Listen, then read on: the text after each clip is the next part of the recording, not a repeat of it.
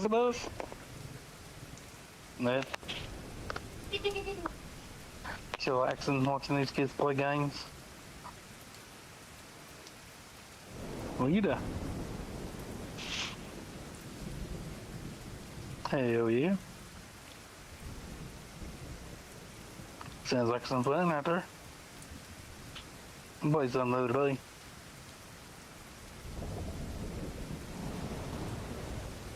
So I ain't got online on my PlayStation right now.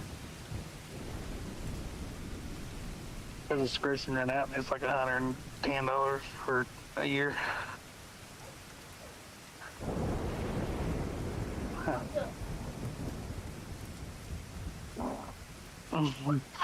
dare you gross? Girl, you have to lay down in bed. I gotta refrag it or redo that whole computer. I ain't even turned it on. You got the charging shit with it. Come in.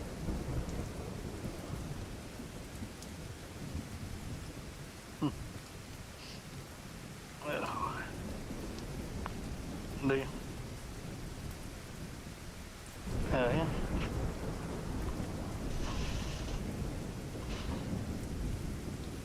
Sounds like some fun out there. Like, just not gave the baby a bath. Are you hurting? You need me to help you?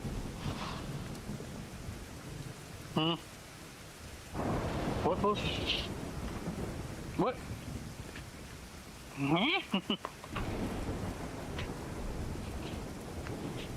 Little assholes, bro. Lost my man. Hell yeah. Where'd you get that one at? You think you did what? You traded it or something, didn't you? Hmm. Hell yeah.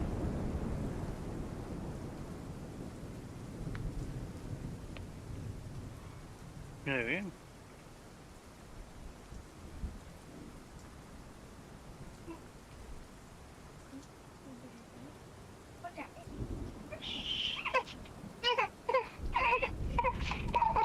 Hell yeah.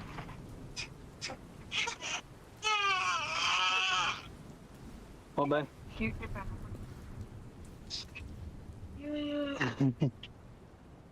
Yeah, I don't blame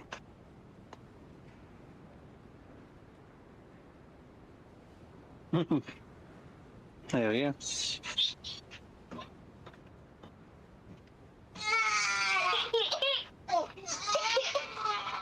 Hell yeah. You think you did him in a diaper?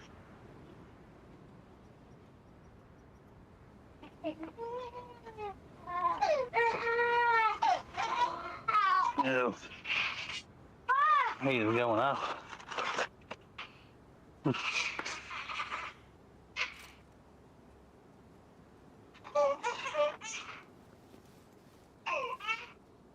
Yeah. You know, he run with people that know what the hell they're doing. Which we sort of know what we was doing, but, you know.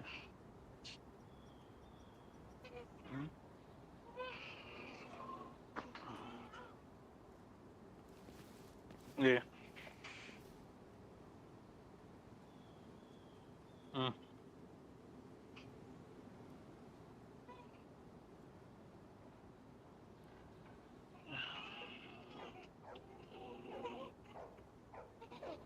Yeah, I'll tell you what.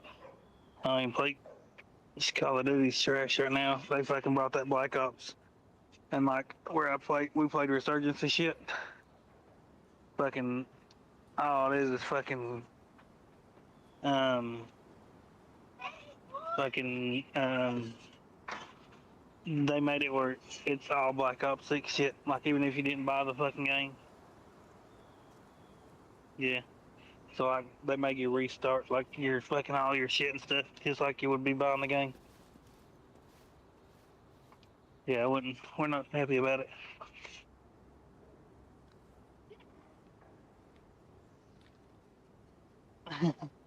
I got the division on my PlayStation.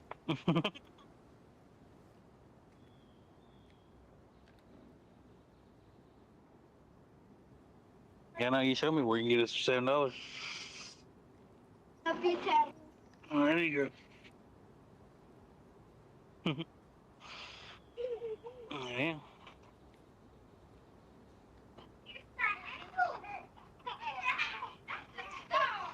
There's so much new shit I didn't know what the hell to do whenever I got on there.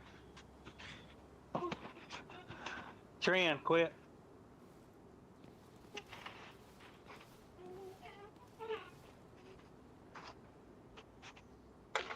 Oh shit. No, you ain't getting ice cream right now. No. Close it.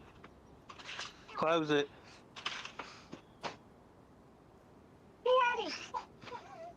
What do you need, buddy?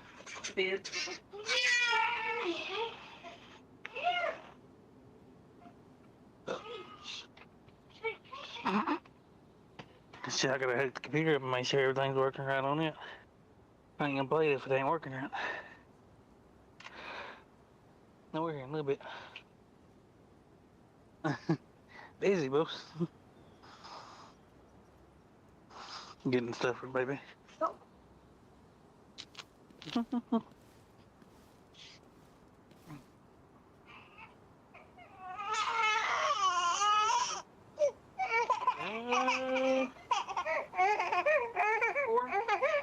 Yes, son. You gave him 3 ounces. 6 something.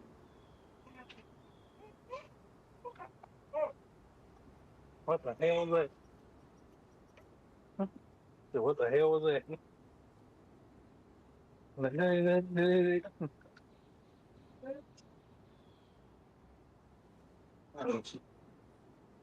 The baby is hungry.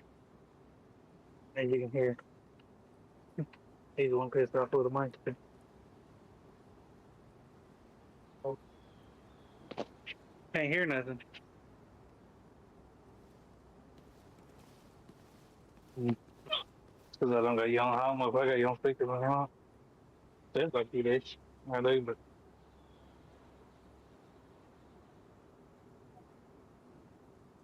Oh, that probably sounds like that cool on yours. I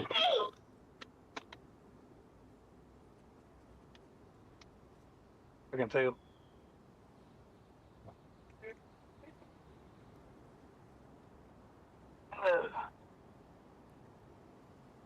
Yeah.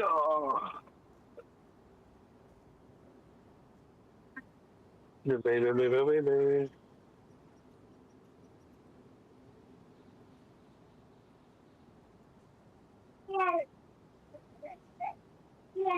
I fixed my bottle.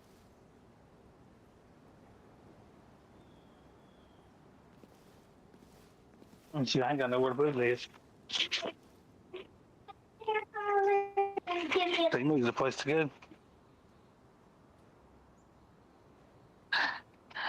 What are you doing, buddy?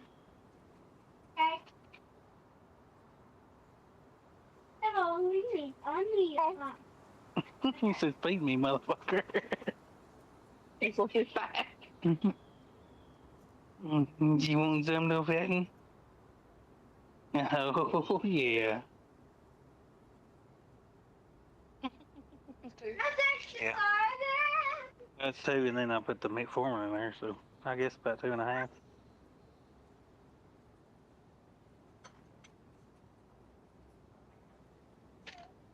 No.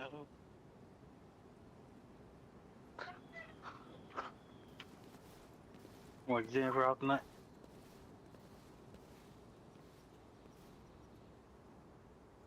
Yeah, your little corner desk. There he is. That's always the fun part, isn't it?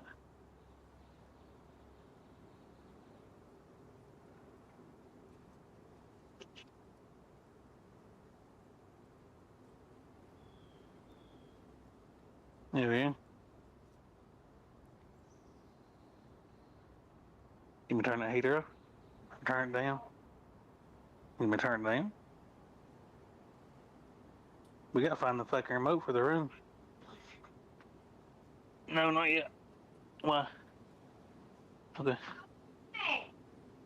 Oh.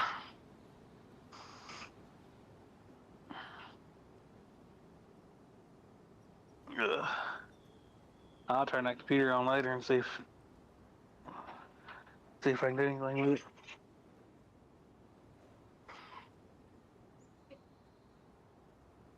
Jessica already got a Steam account. I just use her account since it's already on there. Unless I redo everything that's on the computer. Make them get you. I'm breaking my car to Tom. That's the only thing I can think of.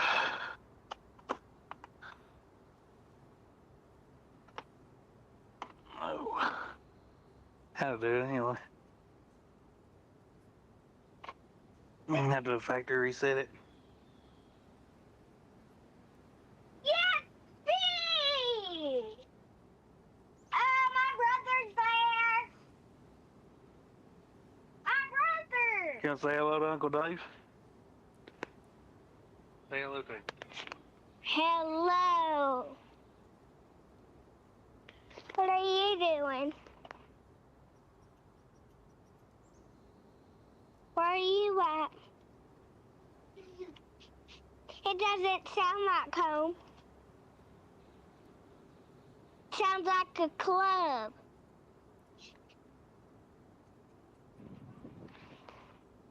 Then why do I hear talking? Are you sure? There's an Aunt Jen back there in the background. Are you sure? Because if you were at the club, Then I am going to call Jennifer and tell her.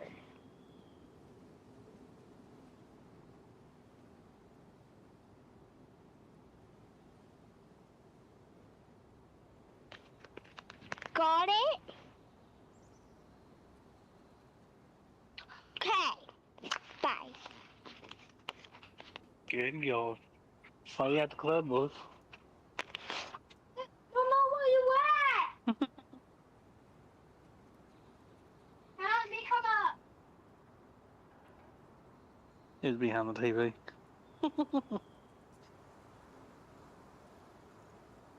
Oh, shit.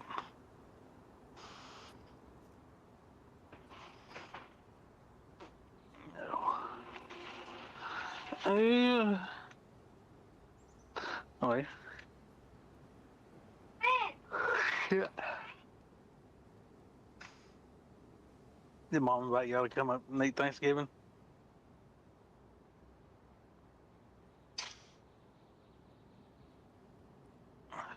You gonna give me a roommate?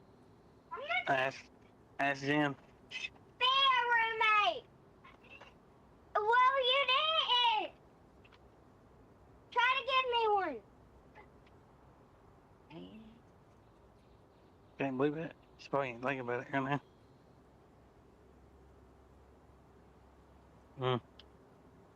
She's having it at 12 in the afternoon.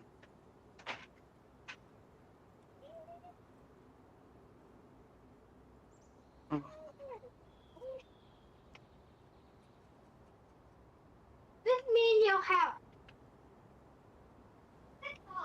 What time is it? Okay. I gotta make sure I give her medicine. I didn't give it to her last night and forgot about it. Yeah.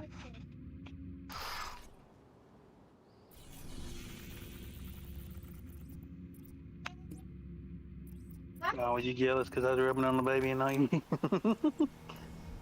was rubbing on the baby and Jessica put her finger up.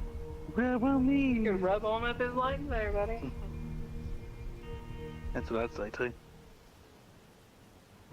I'd rather be in different ways than the baby though. You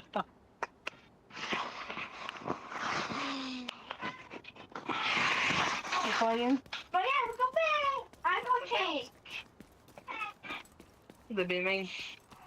Like something else. Screw them girls. Alright, folks. Little brother was I never. wonder why the hell he ain't talking.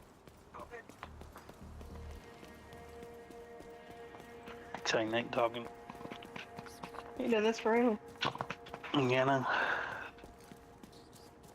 Let's change our face, Trent. What? Oh, you changing our face to go sleep? He'll be fine. Yeah, I'll hook it up. I'll hook that computer up tonight and see what I can do with it.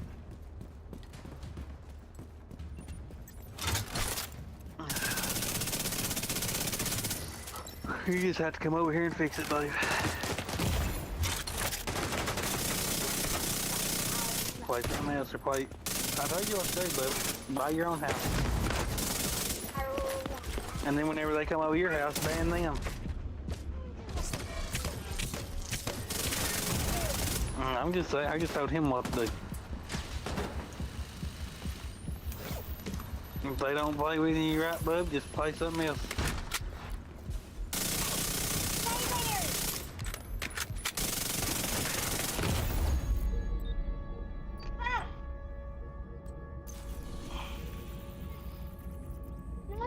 That's what I say.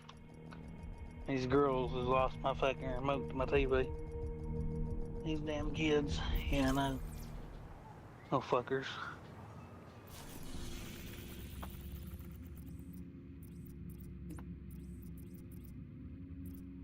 No. I can get off here and look for it because it's pissing me off.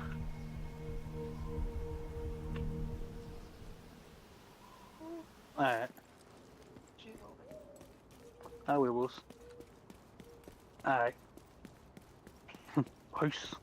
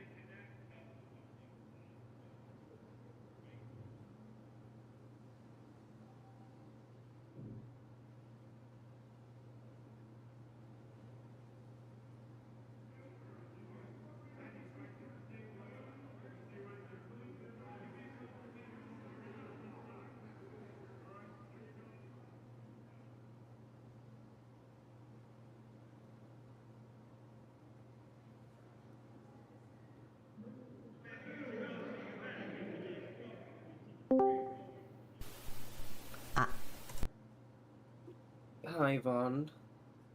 Vonnie. Hi. Are both of you AFK?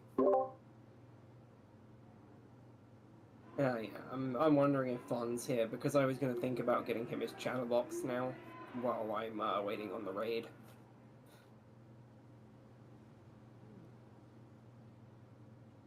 Damn it.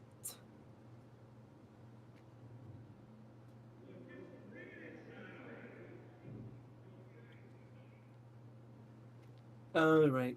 Open my caches first. Raid damage. Fuck. That means I'll have to waste time before the raid then. I was thinking about doing something productive.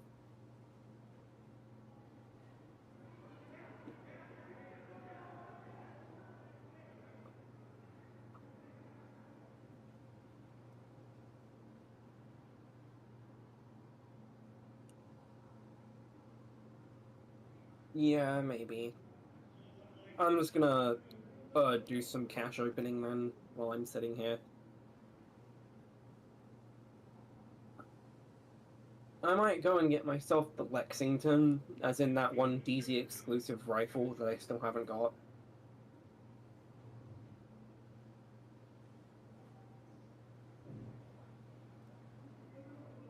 I'm back to just needing DZ exclusive stuff in my inventory.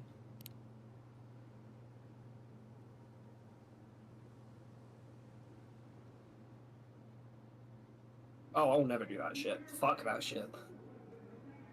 I think about DZ and I just instantly want to, what's the best way of wording it? I want to, throw up. I hate the DZ so much. Like, I love the DZ if there's no one else in it, because it just feels like I'm clearing control points that are, like, just so fucking easy, right? But then the moment there are asshole players that decide to interfere with everything I'm doing, and it's just like, and it just devolves, and it feels like shit the entire way through.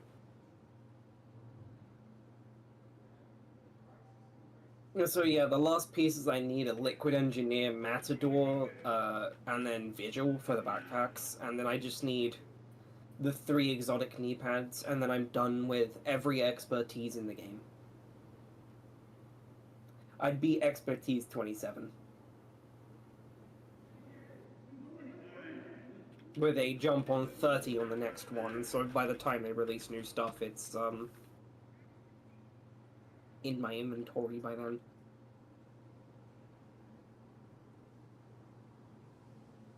I agree.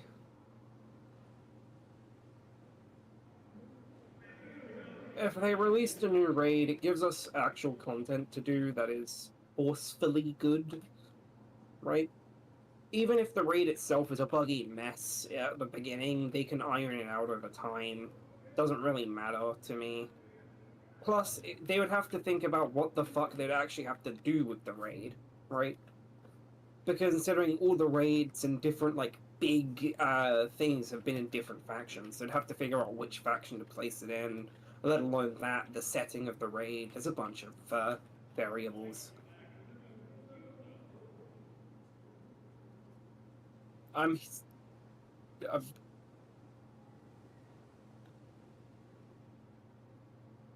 I got a Devil's Due. Fuck! Like, this is good. This is good. Perfect Clutch is actually really fucking, you know? Okay, so you want to know something about Clutch, which is not actually explained? It's bugged.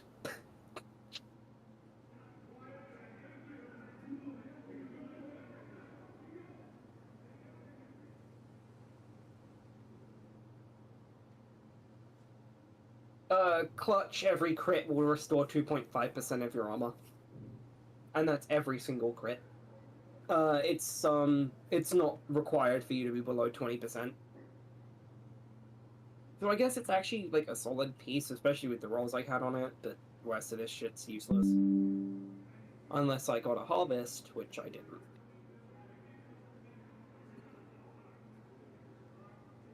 Mechanical Animal, Rail Splitter, those are the 2 items I got for the guns. Useless. Go away, out of my inventory, and gone.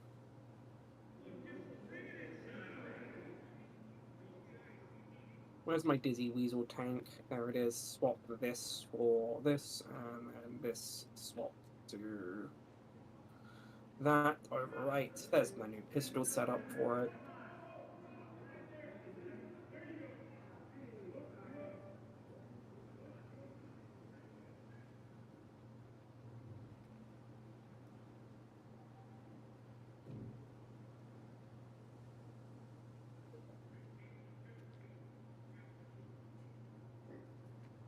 I just got detected.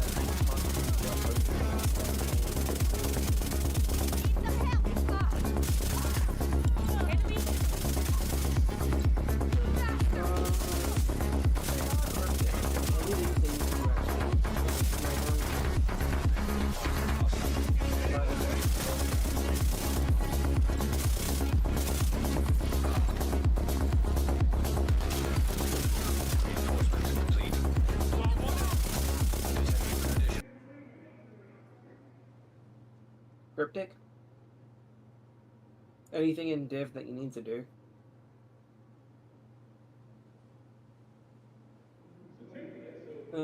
Like specialization, like getting all of those set up and ready.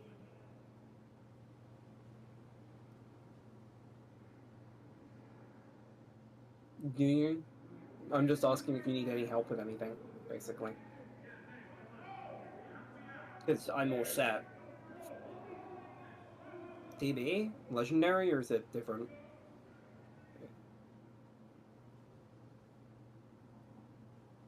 I see.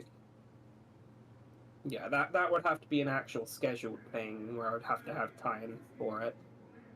Because we've got a raid coming up, so we can't do it. Especially because it's an IH. I'd rather do the IH than, you know.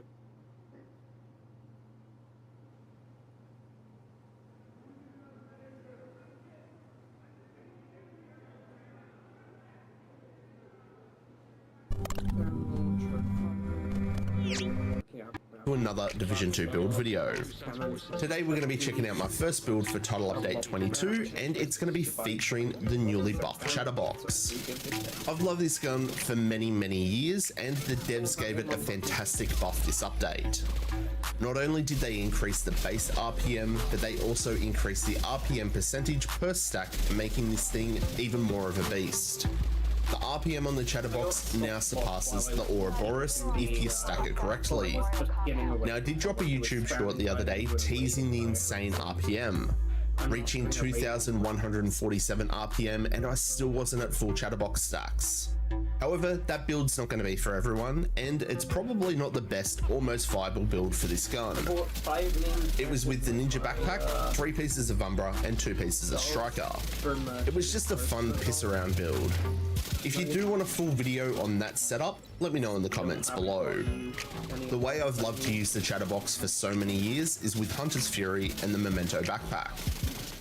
Your chest piece is going to be optional. You can either go with Sokolov or Grupo. I've tested both, and honestly, there's not a great deal of difference between the two. One's going to raise your base damage, and one's going to raise your crit hit damage. With the slight nerf to Grupo this update, I still prefer it. Our crits hit about 6k harder than Sokolov, but our non-crits hit about 7k less. Hopefully, fingers crossed, the crit gods are in our favor, and we're going to be critting more often than not. This is definitely going to continue to be one of my go-to run and gun builds to smash out content regardless of those new modifiers. Well, I guess it's now time that we take a peek at this build. But before we do, welcome back to all you amazing subscribers. If you're new to the channel and you're enjoying the content, make sure that you smash that subscribe button. If everyone can take a second to engage with this video, a like, a share, a comment, it's all going to help with the magic and the wizardry of the YouTube algorithm. We're setting the bar high on this one, 200 like goals. If we reach that, that would be absolutely amazing. If you do want to support me and the channel just that little bit further, we've now got channel memberships. Click the join button below to see all the perks. And if you want to catch me live in action, jump on over and drop a follow on Twitch. All the links for all my other socials are in the description below. Righto then, champions, let's check this build out.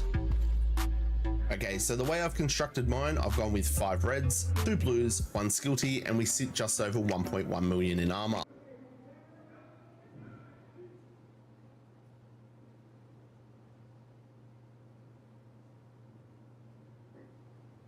The Chatterbox Exotic SMG is an OG exotic in the game. It's a year one, day one exotic. And over the years, our attention to it is sort of dwindled because we have so many great weapons in this class. And recently we got the Ouroboros Exotic SMG, and every weapon has a hard time competing with that one. But since Project Resolve and Season 3, there was a lot of hype coming out of the PTS in regards to the Chatterbox. That's because the changes that came with Project Resolve allowed us to modify our exotics, specifically the secondary attribute. And so we're talking about this lower one here, not the cores, which are SMG damage and crit chance, but the one that now has damage to targets out of cover. It didn't have damage to targets out of cover before. I think it might have been crit damage, maybe? I don't remember now. But either way, on an SMG, damage to targets out of cover definitely makes more sense than whatever was there before. It's juicy in size and relatively rare. The only other way to get damage to targets out of cover practically on your build is from the Fox's Prayer knee pads. Otherwise, you need a group member to buff you with Demolitionist. So the talent on this thing is called Incessant Chatter, which is actually pretty cool. And so when you reload, the rate of fire is increased by 20% for each enemy within 15 meters for the duration of that magazine.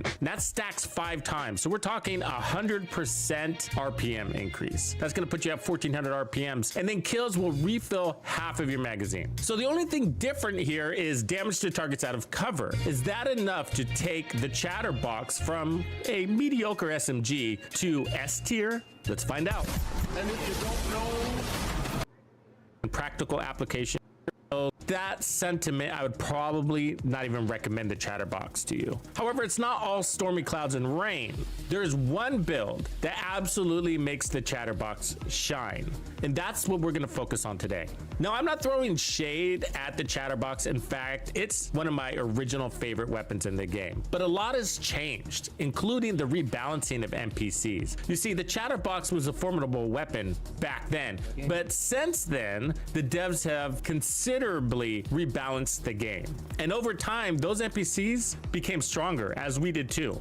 But the Chatterbox did not, really. One of the things it's missing is a damage talent. And you might say to yourself, well, that increase in RPM is a direct DPS increase. Yeah, that's true, but it's totally situational. And that's the letdown of the Chatterbox. Everything about it is situational. And if you're accustomed to playing open world heroic content, which is basically the most difficult content in the game, legendary aside, that's very difficult. I get that. But the reality is, when you're looking at a total health pool as a solo player, especially, which this weapon tends to cater to, you're looking at facing all elites. Where if you go into a heroic mission or even a legendary, a fraction of those enemies are elites. And so most of those enemies are easier to kill because they're non-elites and they have less armor. That being said, and legendary aside, when you're playing solo in heroic content, you're facing nothing but elites. And what that means is that the 60 rounds in the Chatterbox isn't quite enough. What you're hoping to do is get a kill with the 60 rounds in your mag so that you can refresh it. But that's only going to refresh it with half of a mag. And so that half of a mag worth of damage has to be strong enough to take down the next elite, which could be a very tanky elite like a gunner. Or not, even if it's not, even if it's an average elite. The problem is you now have 30 shots, which sounds reasonable, and in some cases it is. The problem is that if you miss even a couple of bullets, then you're in a reload situation and likely losing that RPM buff. And you're back to this horrible 700 RPMs with no increase in DPS. And now you're gonna definitely need all 60 rounds, maybe plus some, in order to kill an elite in heroic content. And I'm talking with Hunter's Fury and a obliterate. So the reality is that it's the fluctuation, it's the inconsistency, and it's the content that's providing tanky enemies. It's that combination that's making the Chatterbox not really shine. So in heroic control points, half of the time what I'm finding is that I'm running around with 700 RPMs and no damage talent on the Chatterbox. So I took a standard 4-piece Hunter's Fury build. For a little bit, I had swapped to the Ouroboros just to get a side-by-side comparison on the feeling of the weapons, and it was an immediate upgrade. I mean, I was just cutting everybody down. You see, if you compare the Ouroboros to the Chatterbox, what do you see right away? The RPM difference, right? And so the Ouroboros is and always will be twice the RPM of the Chatterbox. Now, the Chatterbox is only going to reach 1400 when you max out its RPMs by reloading in front of 5 different enemies. Situational. So sometimes the Chatterbox will get to 1400, and if you're really good, you can manage that. But the truth is, when you're playing in heroic content, there's not enough ammo in the mag after 1 kill, which is 30 bullets, to consistently maintain your high RPMs. You're going to get into a manual reload and you're going to lose it. Great news for you. I got a fix. Let's check it out. Entering dog zone. This is my Chatterbox Ninja Fury build. Looks strange on the surface, right? But it's got everything you absolutely need to not only cut through that all elite heroic content, but you're gonna actually enjoy it. Why? Because this build turns the Chatterbox into the Bullet Queen.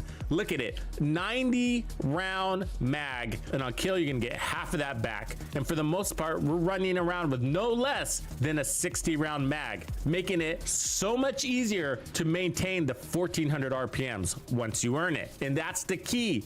We rarely encounter a manual reload. We're much less likely to lose the DPS buff, which we absolutely need since we don't have an actual damage talent. Well, one that is full time. So let's look at the Ninja Bike backpack first. It's got the 3 cores. It got crit chance here, and resourceful is basically opening up an additional bonus slot from gear and brand sets. So we're running 4 pieces of Hunter's Fury. That's giving us SMG damage and that armor on kill, which we absolutely need. So there's 20% right there. And then Apex Predator, which we also absolutely need. That's 20% amp damage to enemies standing within 15 meters of us. When you kill that enemy, it's going to disorient anybody around them within 5 meters, which gives you time to reload if you need to, or just point your weapon at the next guy. Each kill is going to stack an additional 5% amplified damage onto your build for 10 seconds, and that stacks 5 times. So this gets quite strong when you're chain killing. We got weapon damage and crits, and the gloves are the same thing here. And then the knee pads, more of the same. So here's where it gets fun. So we got the Picaro's holster.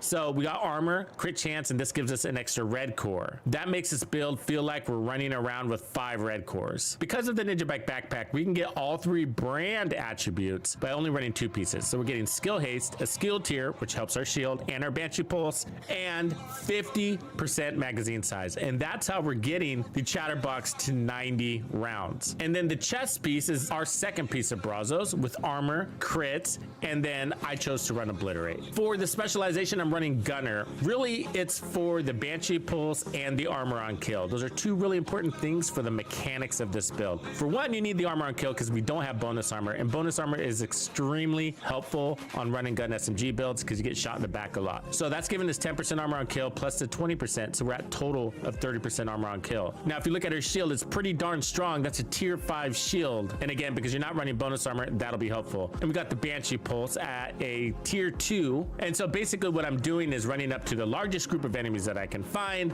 hitting them with the Banshee pulse, reloading, killing all of them, and now we have our max RPM Chatterbox ready to slay content. So as far as stats go, I'm at max crit chance and 121% crit damage. This is a build that I actually enjoyed and I could run all day, and now I would say it's my go-to Chatterbox build. I don't think you can equip this weapon and honestly say to yourself that it's better than many of the other SMGs we have available. I think in order for this one to stand apart, you really have to put some brain muscle into your build and think outside the box. But if you have any other great ideas, maybe that I missed with the Chatterbox, please share below. I'd love to hear how you're running this weapon, and I'm sure the community would appreciate it too. I hope you really try this one. It's really easy to make. I mean, Hunter's Fury is probably something you already have the ninja bike is something everybody seeks, and I'm sure you have a Picaro's holster, so all you're really looking for is that Brazos chest piece with Obliterate. Don't get stuck on the stats, just slap something together, get out there, try it. If you love it, then farm for it. Well,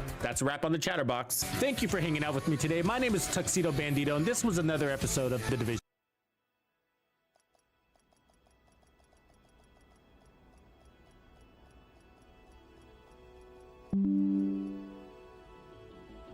Backpack. Now getting back to the build I was showing you as far as my stats are.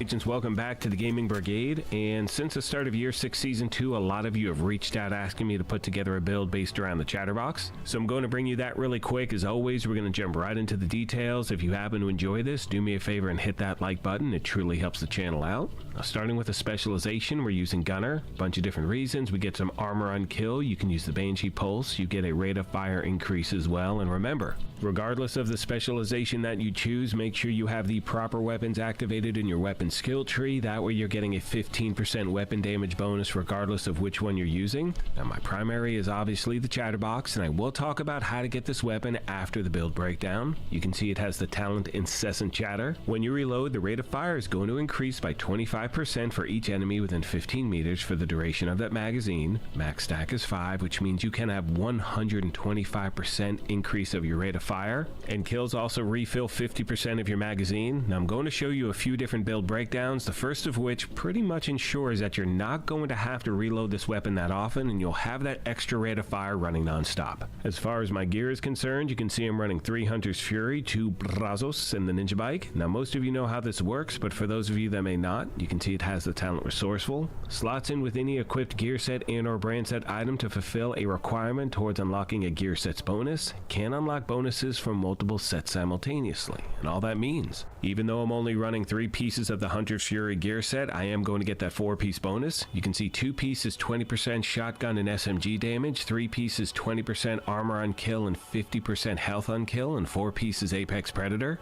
And as you've heard me say in previous build videos like this one, for those of you out there who are just getting used to a run and gun style build, that is definitely a talent that is going to save your ass time and time again. Now moving on to the body armor, it's the first piece of Brazos. We're running 2 pieces, but once again, because of the Ninja Bike, we are getting the 3-piece bonus, which is 50% magazine size. That is what we're trying to target. And you can see on the chest, I'm using the talent Obliterate. Critical hits increase weapon damage by 1% for 10 seconds. It stacks up to 20 times. Moving on to the holster, it's the second piece of Brazos. It's Picaro's holster. A lot of people are wondering, you know, when you look at the very bottom, it says 10% weapon damage, and then there's that blank space. Now that is because, unfortunately, with the most recent update, they'd nerfed that from 15% to 10%, so for the record, 10% is now the max. Moving on to the knee pads and the gloves, they are the final 2 pieces of the Hunter's Fury gear set, and one thing you'll notice on every single piece of gear, I'm trying to stack crit hit damage and crit hit chance everywhere I can.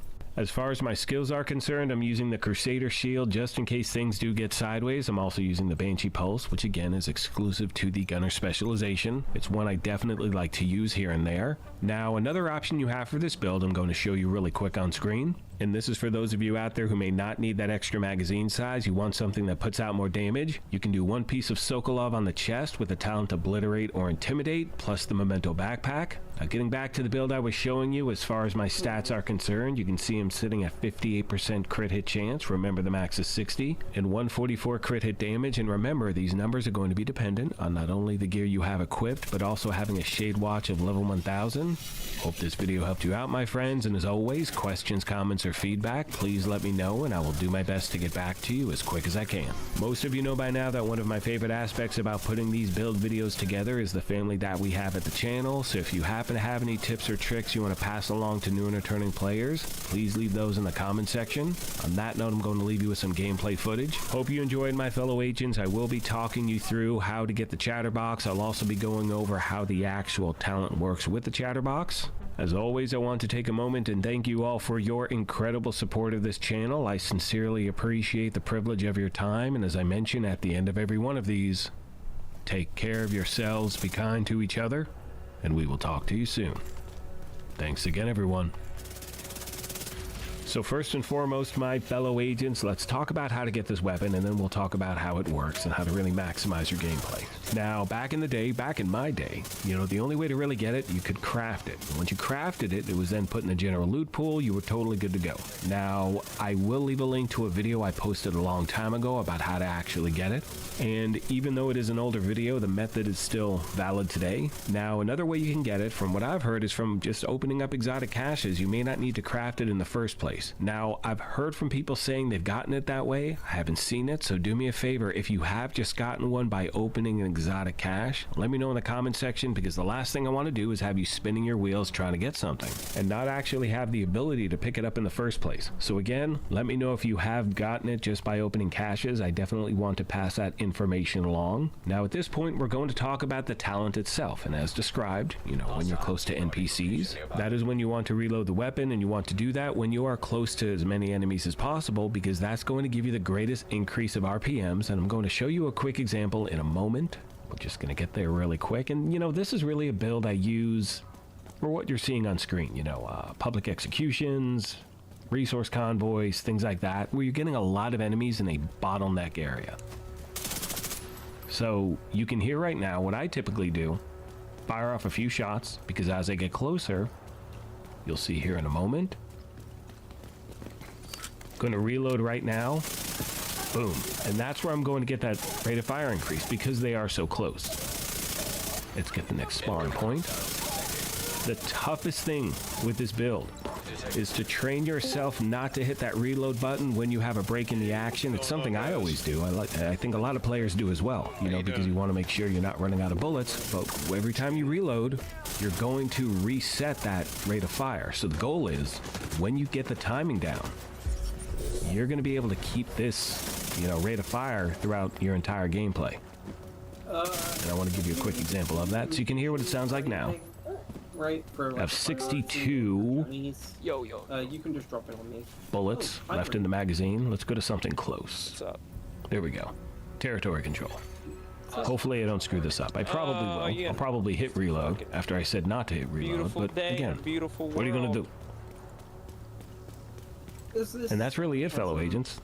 That's all I got. Hope you enjoy it. Again, I want to get to that point so you can actually hear the RPM. I'm keeping the magazine with those 62 in it, because if I were to reload right now, it would go back to its base RPM because no one's around. And we do not want that. Go post these nerds. Now, one of the main reasons I'm running 2 Brazos with the Ninja Bike is so I get that extra magazine size, because as you just saw, when your magazine is empty, it is going to once again reset that RPM. So if you are close to NPCs, it can still, you know, be running pretty damn high. That's it for the build video, my fellow agents. I hope you enjoy it. Please let me know of any other questions you may have. Let's rip through this really quick. so fucking tired. Look at that. So much damn. And I was like, I need to take a break. It does take getting used to.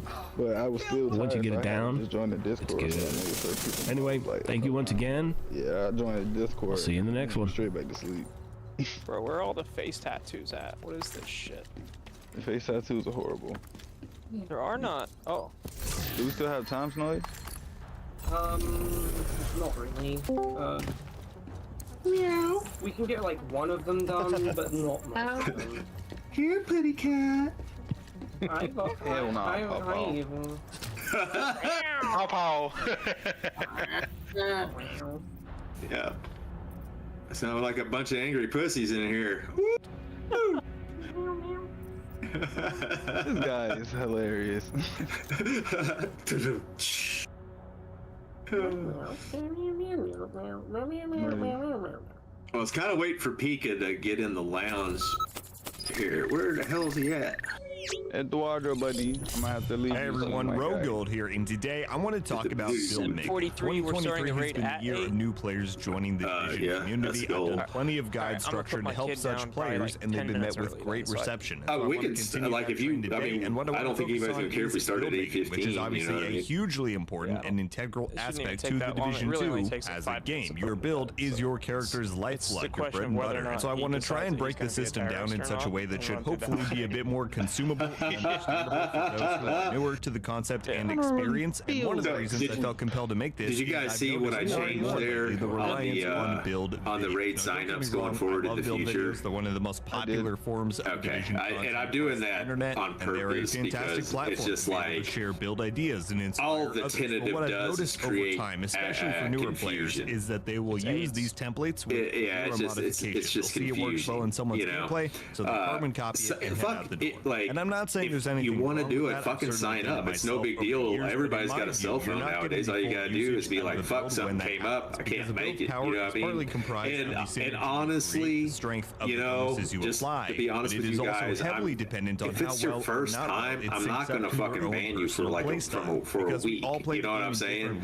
I didn't do that to Lieutenant Spooks, who missed 3 fucking raids. Needed in order to create your own build. So, you know, but if you miss a couple, you know, I am gonna say something. You know, just letting you guys know. You know what I mean? And hopefully strives towards. Yeah. So don't fucking sweat it. You know what I mean? When you do find it helpful, please do consider clicking that subscribe button. Did you talk to Lieutenant Spooks recently? Believe it or not, 75% of y'all. Nah, I don't remember last time I talked. What are you waiting for? He had an accident. And informed on everything division are just a click away. But without further ado, let's get into this guide. Feel free to reference the description below for timestamps to different sections of the guide. But where I want to begin with is with a breakdown. He's all right though. I mean, he just got out of hospital yesterday, so right. Which different options exist? I hadn't even heard from him for several days. I was like, man, what's going on? One big trouble area I can see is where people are either wanting to farm a gear roll or option that simply isn't possible. I hate to hear that. Or it's about how to get a gear in some specific way. I want to clear all of that up before we move any further along. Keep in mind, this is going to be going over the mechanics of how endgame loot works. This will not be a how to farm. I hate that for him. Section. I know a young girl that my son was dating that was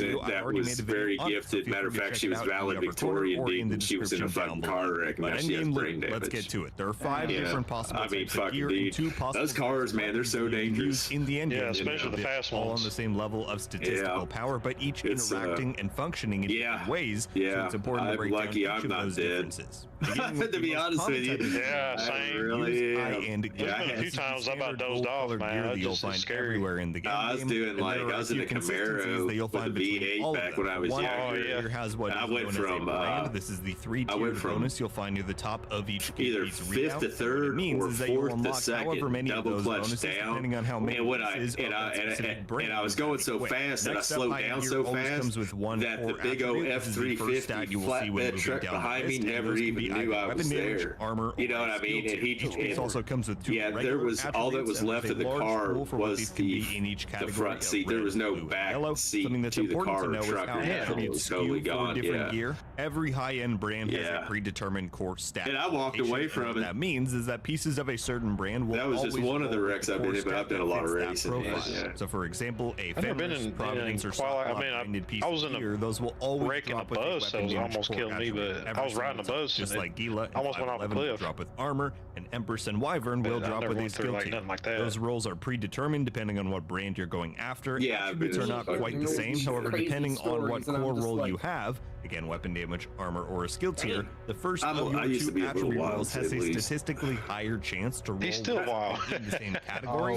I just messed up. So, weapon damage and damage perks across the board are always red. If you're farming a brand with a predetermined weapon damage, back in the old day, then the first regular driving the old Bel Air has an 80% chance, let's say, to roll a red as well. And like I said, there are many options within that category. It could be crit chance, headshot damage, etc. But it has a higher likelihood to roll as the damage-related stat, again denoted by that red coloring. No, I don't know if it's actually an 80% chance. That is hypothetical, but there is some sort of weighting in place to make it more likely. Back in the day, I used to pick the buds off the weed plants. Not a guarantee, so you do have a chance to get any combination you like, but it is more likely.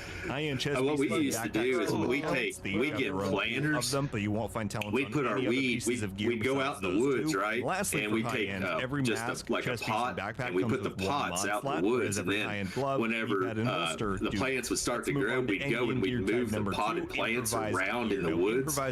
So whenever the helicopters would go over and they would do their heat sink, it would look like deers moving around according to their graphical shit. A video covering where and how to access those are linked up above. Yeah, it was pretty slick. If you're interested, but improvised gear, while the same gold color as high ends, has a few big differences. Improvised gear does not come with a brand. Yeah, I've done a lot on those bonuses. However, to compensate, I don't want to give Rain any ideas, though. He'll be out there including those ones that I trying just to said grow that wacky tobacco, you know, high gear. So this can create some interesting combinations and allow you to access higher amounts of stats that usually aren't available. Additionally, since improvised gear does not have a brand, that means it doesn't have a locked core attribute in the same way that high ends do, like we just covered. So every time you roll one, it will come with a different core and random attributes. Moving on to gear type number 3, named items. Now, named items are kind of a beast in and of themselves. What they are high-end pieces that got that journey mask. You like that? Boosted version of something. Congratulations, for example, brother. Oh, hell yeah. Comes with perfect. Yeah, once you get to Journey 7, for example, the white let me like watch.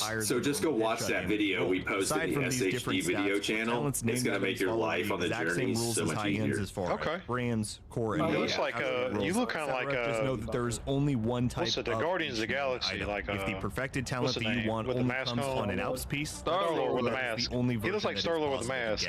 And their still like my all black talents cannot be put into the recal library because the back of this one has that chrome on it in any way. Yeah. To gear type number 4. But I like it. Gear sets are basically the OG version of brands. They are that green, teal, whatever you want to call them, color items you will find in the end game. And the more you wear of them, the more bonuses you get. Damn, that was just a bold statement put out there, and I don't really appreciate that. Of the same one, you unlock that. Thank you for being a friend. 4, you get the full suite of bonuses. I'm talking to you, Snowy. I'm talking to you, Snowy. We can go fit for fit right now. I bet you don't have every single fit locked in right now. We can go fit for fit right now. Only come with a singular. Maybe we'll have to have a fashion contest. Regular 2. Other than that, they follow the same predetermined system where every set has an associated core. But if we do a fashion contest, we would have to use Raina's wife to be the judge because we're all guys, so we have no taste. You know what I'm saying? That's right. Amplification talents, which in some way boost up the properties of that gear set bonus, and they only go into effect when you're wearing the full 4-piece set and have either the chest or backpack on specifically. And lastly, gear sets do follow the same mod slot configuration that high ends do. Let's shift over and talk about high-end weapons quickly. These are pretty easy to understand. Each weapon with 3 stat rolls and 1 talent. The first stat roll will always be a roll for that category. You can put a pink color on your gear. AR damage, SMGs, SMG damage, etc. Secondary category is an attribute unique to each category. So for example, ARs will always come with health damage, SMGs will always come with crit chance, so on and so forth. I have started the raid. When you guys are ready to join the raid, meet me up on the channel. They can be upgraded and maxed out, but every weapon class has those 2 stat slots fixed.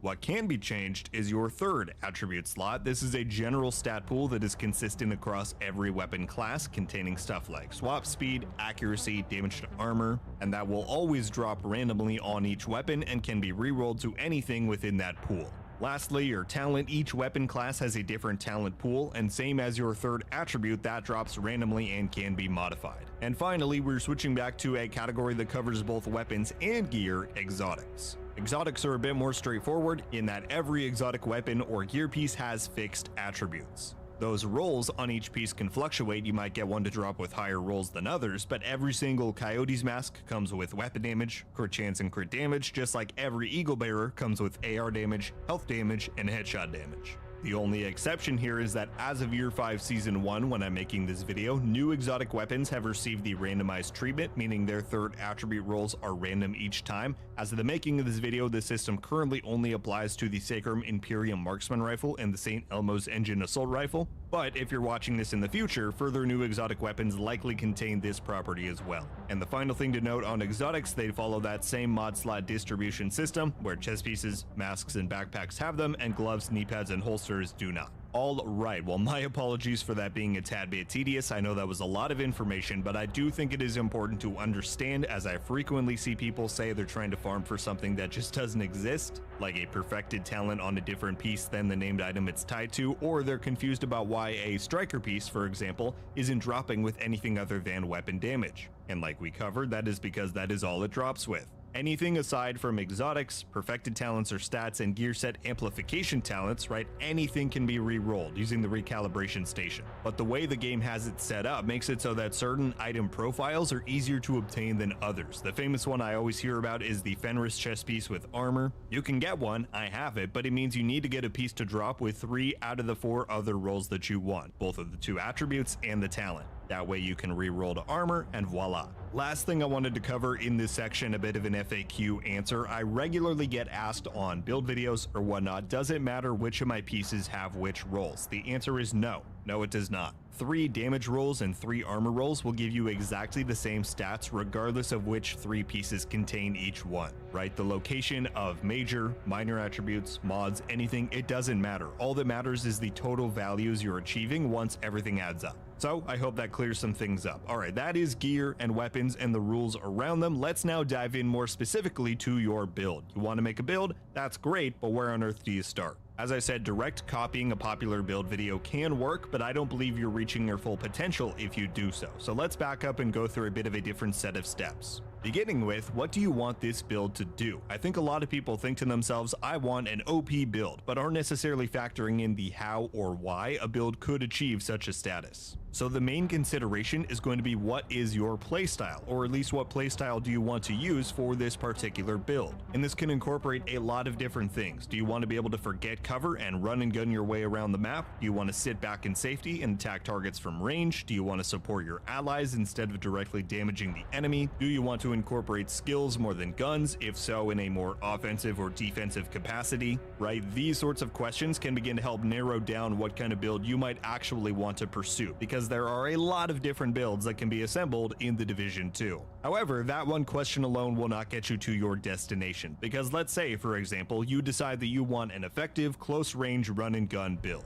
Off the bat, I can think of several options there. You could go with a Hunter's Fury gear set, specializing in SMGs and shotguns and getting good enemy disruption and self-sustain buffs. You could go for a more traditional high-end SMG build with the likes of Bloodsucker and Intimidate for your talents. You could also go for something like a Striker Chameleon setup, utilizing that exotic AR for its high rate of fire properties and pairing it with Striker to be more effective and having better handling for close range. Right, there are endless possibilities, and even within those, infinite different distributions for how you could use your core attributes and regular attributes, depending on if you want to go for a more glass cannon type of build or more tanky. So are you confused yet? Good, you should be, and that is why I find this topic so worthwhile to cover, is just because of how vast it really is. So let's reset. We've selected a general playstyle that we want to go for. How do we further narrow things down from there? Well, I've got 2 suggestions here. The first is to find a focal point, as I call it. And what that is basically the main inspiration or idea for a build. This is something I think the majority of us veteran players end up utilizing a lot in our build making, given we made so many builds over time,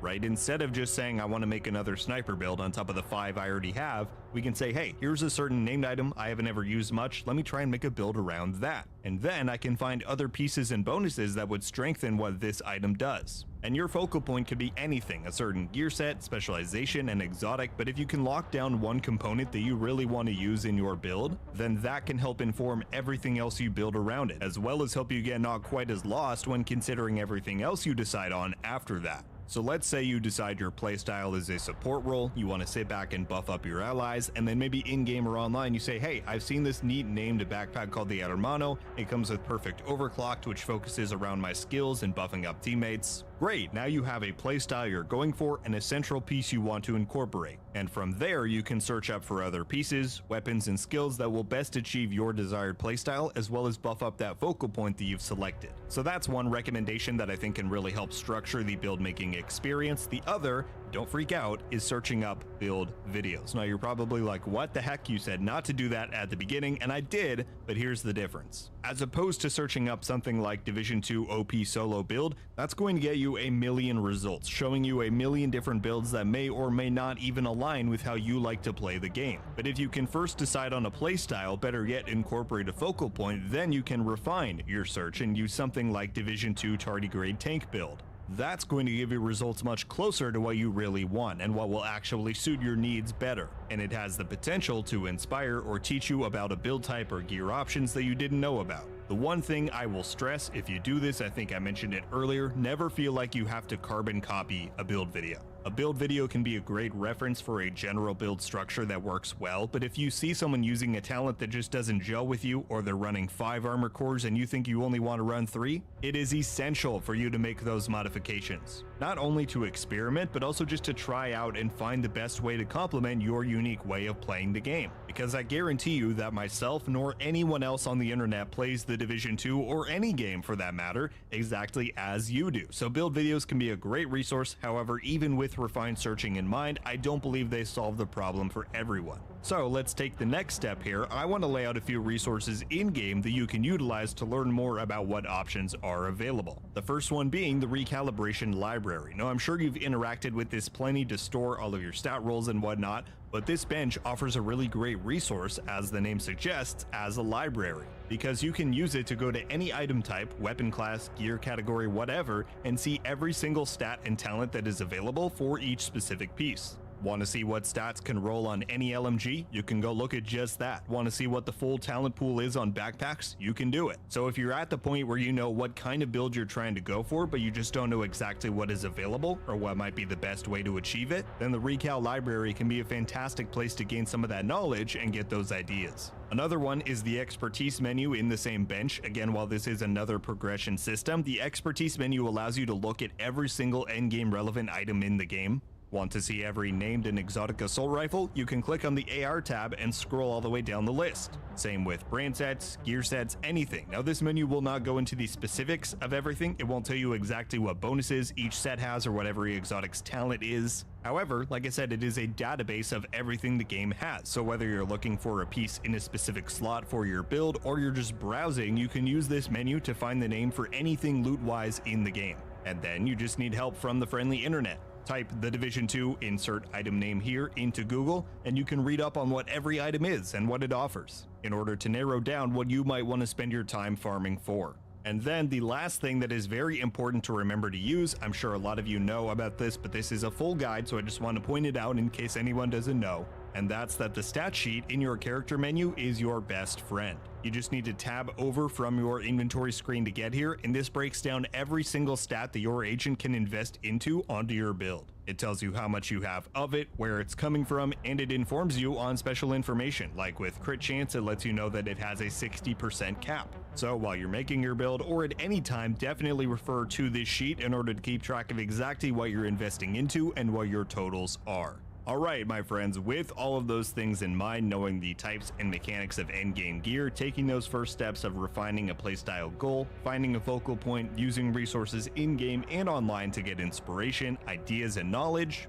I think you're going to be pretty well on your way to developing any kind of build you might want to make. I'm sure some of it is still daunting, but it will continue to be to a degree until you really just dive in there and get a sense of things for yourself. One last really important piece of advice I want to give is that regardless of what phase you're at build making, don't allow yourself to get tunnel vision. And this has happened to everyone, myself included. I solidify a plan for a build, I work out all the pieces I want, and then I just decide, yep, this is it. This is the final version. And I laser focus on it. And if it works out, then great, it works out. But more often than not, your first draft of a build is not the most refined. It is not the strongest. You'll find that weak link piece of gear or skill or talent, and all I ask is that you remain open to experimentation. Build making in this game is a very iterative process, and there are many paths that can be taken to ultimately reach the same destination. So don't worry about how windy the road is to get to where you want to go, just see where it takes you.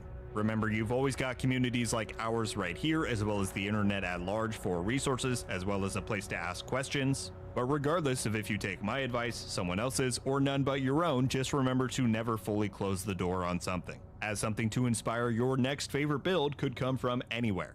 Ladies and gentlemen, that is all I have for you today, concluding this ultimate build making guide. I very much hope you enjoyed and found this helpful. This really is a vast and sprawling topic, so I tried to be concise while still thorough. But as always, if you have any questions, I openly invite you to leave them down below and let me know your thoughts on the guide in general. Including my fellow veterans, leave your own tips and pieces of advice for anyone who may be trying to become more adept at build making. Everything helps, so let's make this a constructive space. That is going to do it for me today, everybody. Thank you all so much for watching. I'll see you in the next one. Rogue Gold.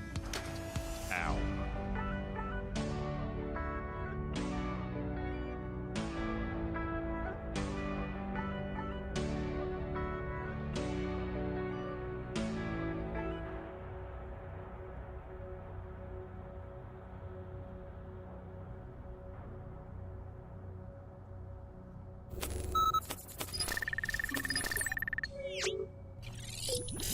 Hey everyone, Rogue Gold here, and today we are going to be covering everything you need to know about the Division 2's Dark Zones. The Dark Zone is an iconic piece of Division content, historically signifying one of the game's most dangerous yet lucrative locations. It has shifted away from that philosophy a bit over time, but in essence, today I'm going to be covering the incentive behind the Dark Zone, as well as giving you tips on how to better prepare yourself for its unpredictability. A few important things to keep in mind: there is a pretty clear distinction in my mind between a Dark Zone guide and a PvP guide, right? Even though the Dark Zone heavily involves PvP in its design, this guide is going to be focused around the mechanics of the Dark Zone itself, what rewards it offers, how to farm it most efficiently, and how to hopefully protect your loot. Now, I do think that having at least a basic capability to try and defend yourself in a PvP encounter is quite vital. However, that will not be covered in this video. If you do need that advice, then after watching this, I highly recommend you check out my Ultimate PvP Beginner's Guide. I made it about 2 years ago now, so while there are a few minor details that are now outdated, the vast majority of it is still quite valuable, and you can read the comments on there from all the people who say their PvP ability increased after implementing some of the tips offered. So as I said, I consider that to be a very complimentary guide to this one, and it will be linked in the description, pinned comment, everywhere, so go check it out. And additionally, I will try and make an updated version of that in the coming months, so stay tuned for that. But with all of that aside, let us get back to the core of this video, the Dark Zone. The place that so many players claim is the ultra toxic, impossible to enter without getting ganked, not worth your time. Look, I won't sit here and argue that it's never those things, but I do think that having some knowledge of the experience can help out a lot, and there are steps you can take to mitigate your risk while you're in there. So let us begin by answering one very important question: why would you want to go into the Dark Zone, especially when the additional risks like PvP and losing your collected loot are present? Well, the experience offers a few exclusive and enhanced rewards. Number 1, Dark Zone exclusive items. If you were unaware, there is an extensive list of named items that hold the title of Dark Zone exclusive, and among many others, this includes things like the Matador named Walker and Harris backpack, the Dark Winter named SMG, and the Emperor's Guard knee pads. So some pretty desirable items. Now, the name Dark Zone exclusive is a little misleading, because while these items began as purely exclusive to the DZ, over time the devs have expanded the places where it's possible to obtain these items. This includes things like named item caches, the odd seasonal boss drop that can show up in the vendor rotation for the countdown game mode. You even have a chance, albeit a very rare chance, to get the blueprints for these items in the Descent game mode. And that's kind of the caveat to all of this. Even though the DZ exclusive items are now available elsewhere, nowhere offers the same kind of reliability or the consistency in farming as their original drop source of the Dark Zone still does. So if there's a day where one of the DZs has targeted backpacks, there's a good chance that farming it for a good bit of time can yield you one or a few copies of the gift named Providence backpack. So the value there will differ for each player. It depends how much you might want some of these individual exclusive named items, or how many different stat rolls and copies of it you might want. I'll put a full list of the exclusive items up here on screen for you to see, so feel free to pause the video and screenshot whatever you gotta do, and I'll also link the original list in the video description.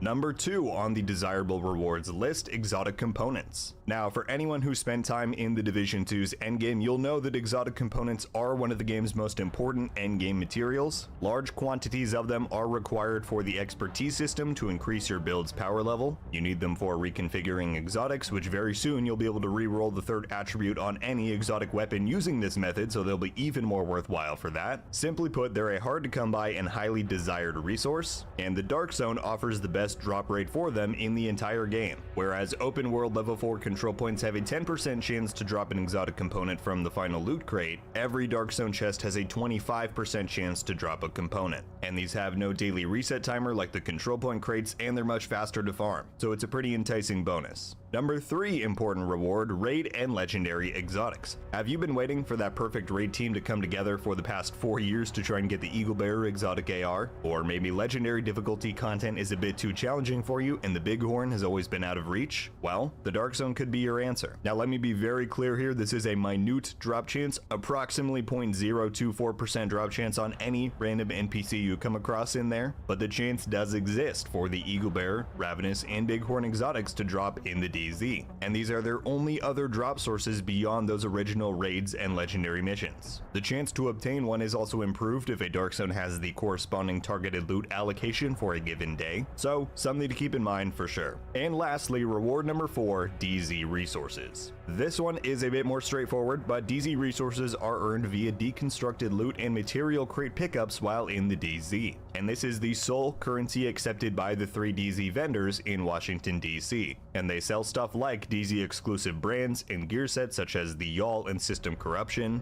and that can make it much easier to level those sets up in the expertise system among other things. And you can also spend 170 DZ resources at any DZ vendor for an exotic cache, to either gain further exotic components or for the items themselves. So those, I would say, are the 4 main reward incentives of the Dark Zone. Of course, you also have your standard loot drops, you gain good shade experience from DZ activities, there's a high material yield, and the DZ leveling system can offer DZ caches, which give 2 heroic quality items each. But as an overview, those are some of the main reasons why you might be compelled to go into the Dark Zone. The question becomes, for the rest of this guide, how can I have the best shot at earning those rewards? We're going to be getting into greater specifics, but let's real quickly just go over some of the DZ structure and rule sets so that you know exactly what you're going to be walking into. The Division 2 has 3 separate Dark Zones across its Washington DC map, and each of the 3 feature different geographic themes, meaning that at least in some small way, your combat encounters and traversal of these zones will differ slightly. That's not to say any of them are better than the others or that a build won't work on a certain map, it's just something that I think is good to be aware of.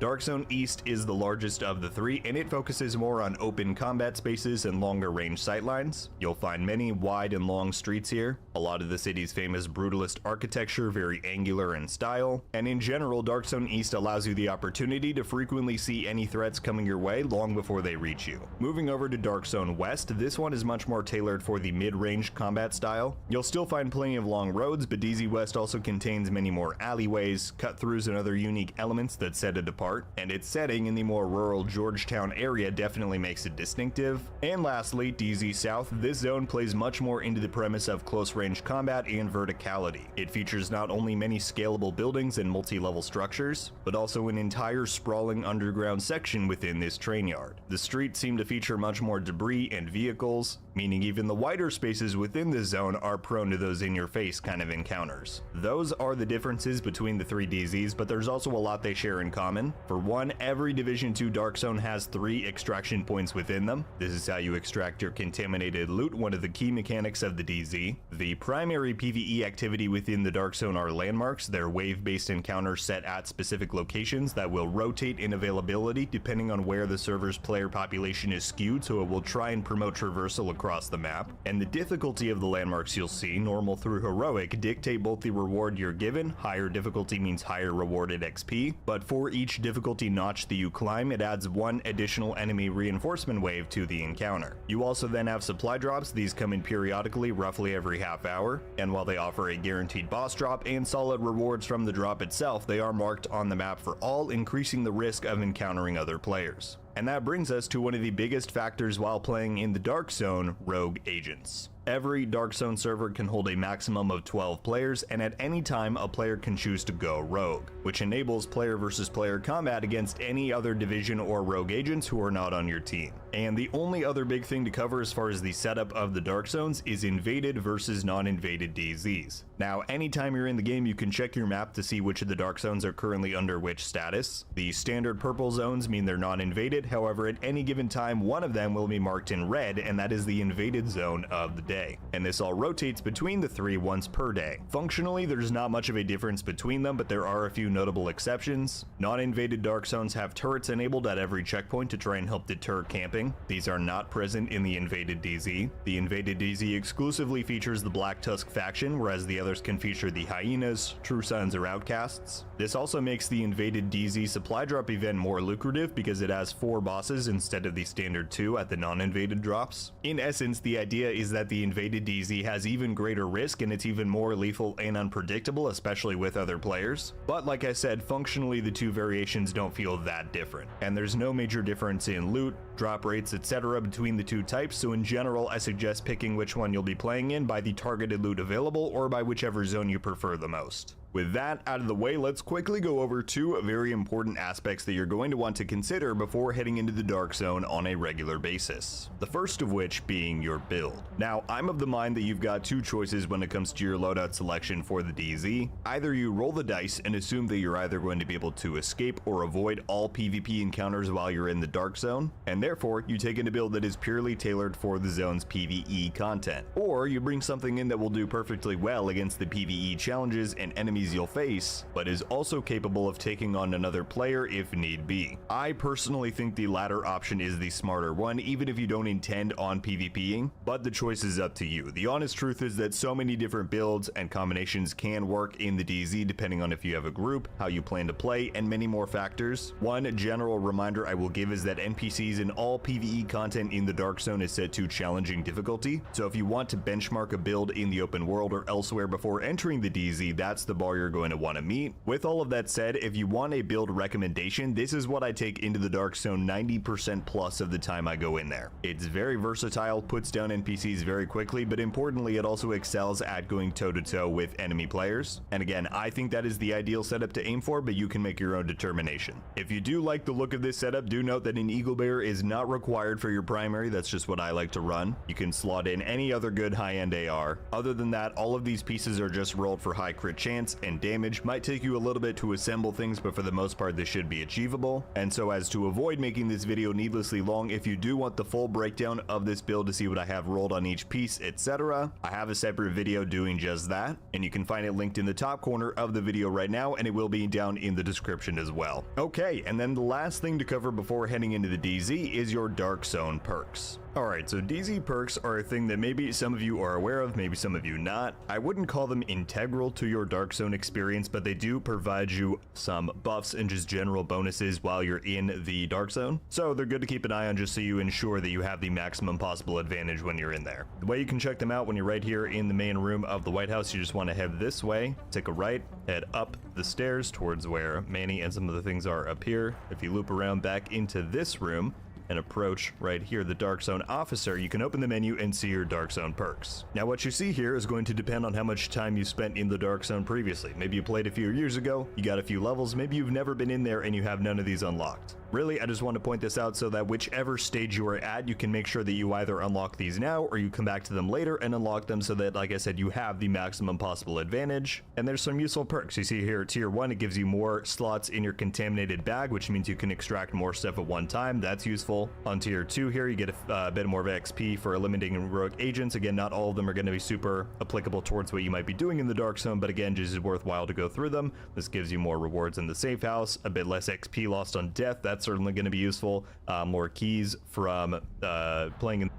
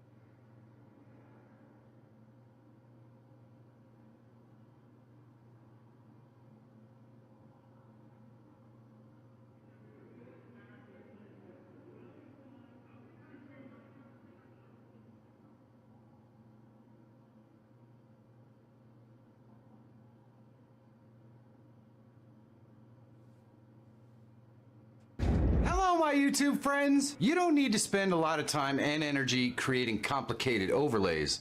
Not anymore. Nearly everything you could ever want to do can be done right in OBS with a simple free plugin. It takes seconds to create this face cam here, and you can make unique looking scenes for games or anything else that look like this just as easy. And I'm gonna show you how to do it all today, so you know what?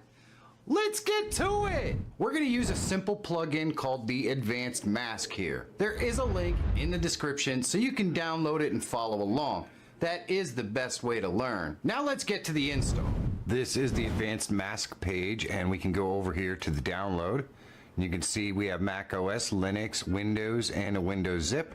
We're just going to use the Windows installer. Click download, and it's going to go up here. And if you want to take a look around, you can go to the GitHub. It's going to have more information on what this mask does. So just in case I don't cover something here, there's lots of information on the things that you can do with this mask right here. Some pretty cool effects, like this gradient mask and that sort of stuff. But now that we have it downloaded, we're just going to go ahead and go to our downloads folder, and I'm going to go ahead and unzip this. We'll just extract the files, and I can double click on here and double click on our Advanced Mask installer. We're going to get an administrative prompt that you can't see, so just click yes, and then make sure it is leading you directly to your OBS folder. Click next, and of course it's named Advanced Mask, and then I'm just going to go ahead and click install. And of course it's telling me that OBS Studio is running, so it's going to have to close, but of course I'm recording this in OBS, so basically you're going to click next and then it's going to install. So we'll be right back as soon as it's installed on the system. So here we go, it's now installed. We can just click finish. Let me show you how this works. Alright, we're gonna start out in just a basic scene. We're gonna go ahead and add a camera using the video capture device. We'll just call this cam 1, click OK. I'm gonna go ahead and add my microphone by going down here and use custom device, and then selecting the proper microphone, and there we go. Now we have a camera and a microphone. And this is just as easy as right-clicking on the asset that you want to mask and going into filters. And you click the plus and you go to Advanced Mask, and boom, here we are. So the masks we're going to use today are the alpha masks, and the type is the shape, and here we can select whatever shape we want. So we have rectangle, circle, ellipse, regular, polygon, star, heart. Let's go ahead and mess with the star so that you can see all the different things we can do. Now we can do a frame check right here, which will add the full frame into it like that. And we'll go down here. The mask geometry is going to center the mask in different locations on the screen, either up or down. We're going to go ahead and reset that so it's centered. And we've got our rotation. We'll rotate the little star. So if we want it like that, we can have it. If we want it upside down, we can have that as well. So we'll go ahead and just set this somewhere around 0. That'll work. 1 degree, 2 degree, fine. We're going to go ahead and add some more points.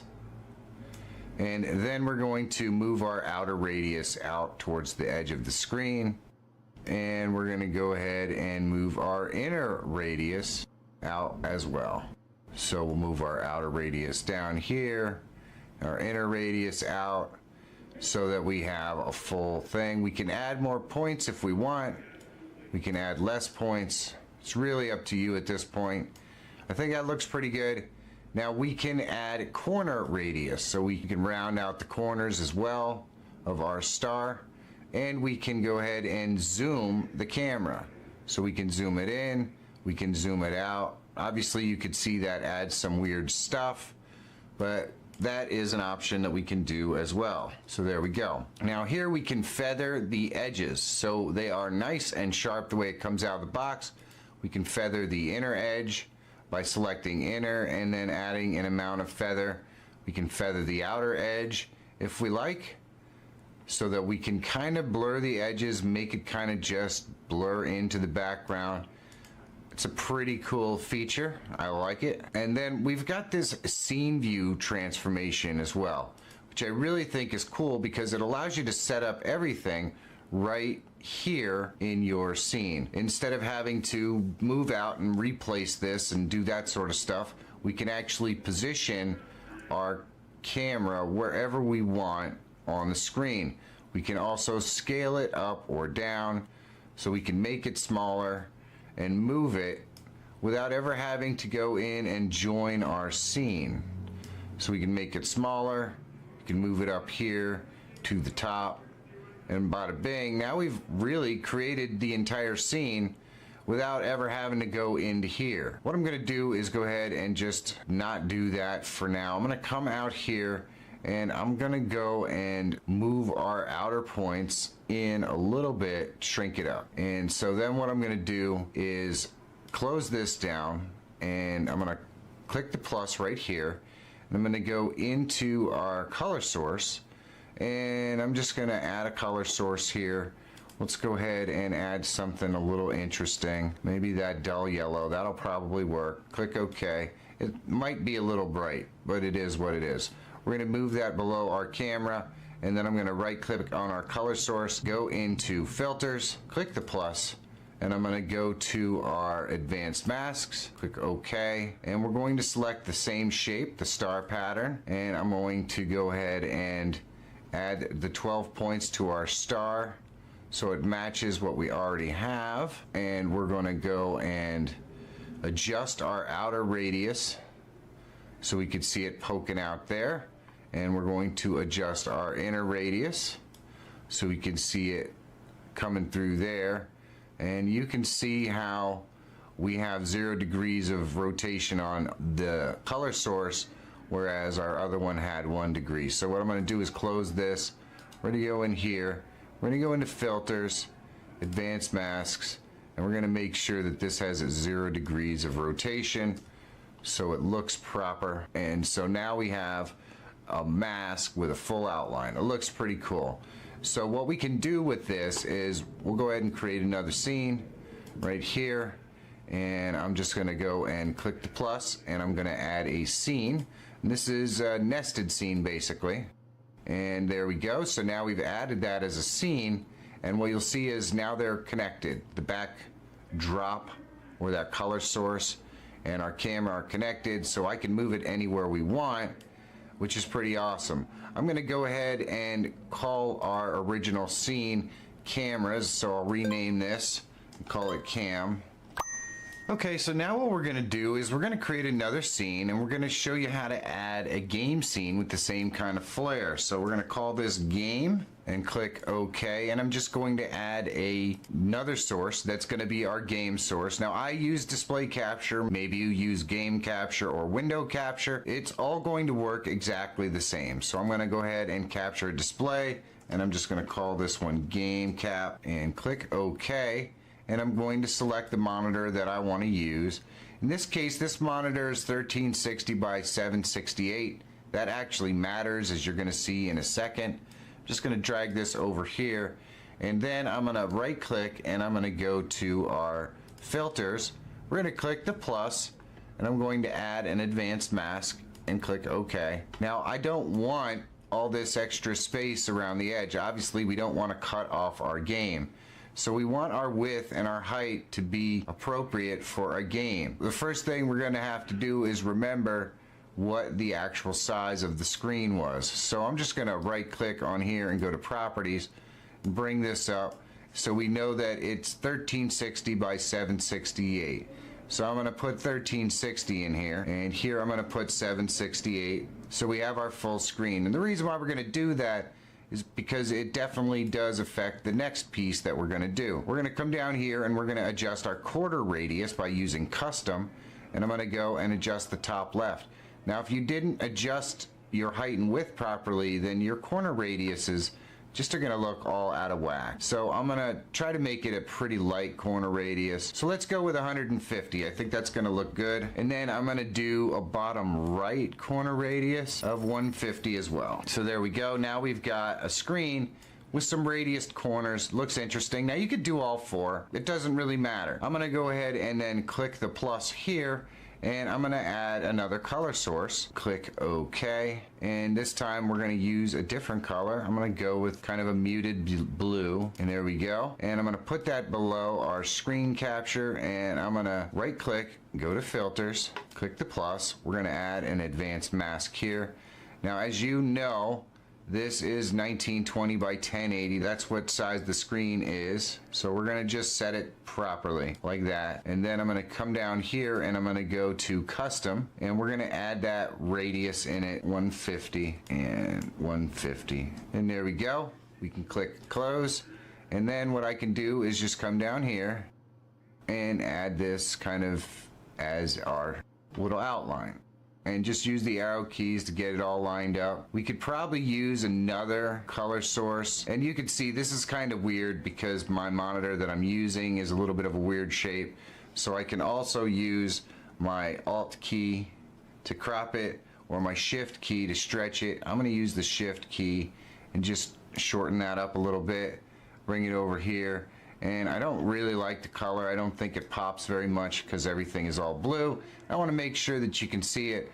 So I'm going to go into properties, and I'm just going to set this color, and let's just choose a red to make it really easy to see. And there we go. So now we've kind of got our stuff set up, and when I adjusted it, it kind of adjusts it weird, but that's all right. For the purposes of this, you're probably not going to have a weird shaped monitor, so when you set it up, it's going to look perfect. That looks good enough for me. So I'm gonna go over here into our scene 2. We'll just drag this down. I'll click the plus. I'm gonna go into our sources. I'm gonna add a scene, and we're gonna select the game scene, and there we go. So we can just put it in here. We'll put it behind our camera, and now we've got a cool little overlay that we can change any way we want to make it more fun and interesting for our viewers. So I could put it like this. I can move this camera over here. We can see the whole game. We could put chat up here if we want. We can do all kinds of cool things without having to create overlays outside of OBS. We've already set it up in here. We can add text sources down here with donations and all that sort of stuff. But look at this. We used advanced masks to create some cool scenes. So what I'm gonna do here is I'm gonna right click on this scene, and I'm just gonna duplicate it. And we'll call it scene 2, whatever, that's fine. And then we just move this up here, and we move this down here. And so now we've got 2 different scenes with our game in it. We've got the fade transition set up, so we can switch if we want it to look a little different. Maybe the camera's getting in a way of something that's down here in the bottom left on one of them. Fine, we just select a different scene. Now the camera's up here on the top right. And we can do all kinds of crazy things with this. If we wanted to take an intermission, we don't really have to change it up too much. What we could do is duplicate this again, click OK, and on this particular duplicate, maybe we just stretch out our game scene so it goes like this. Well, we take our camera here, we put it in the center, and we stretch it out so we can have a little bit of, discussion. Or we could put the camera over here to the far right. We could slap the chat in here. So we still have the game in there as a backdrop. People that come in, they can see in the backdrop what game we're playing. There are so many different ways that you can do this to make it look like your own unique overlay. It's super simple. And I think sometimes super simple really works.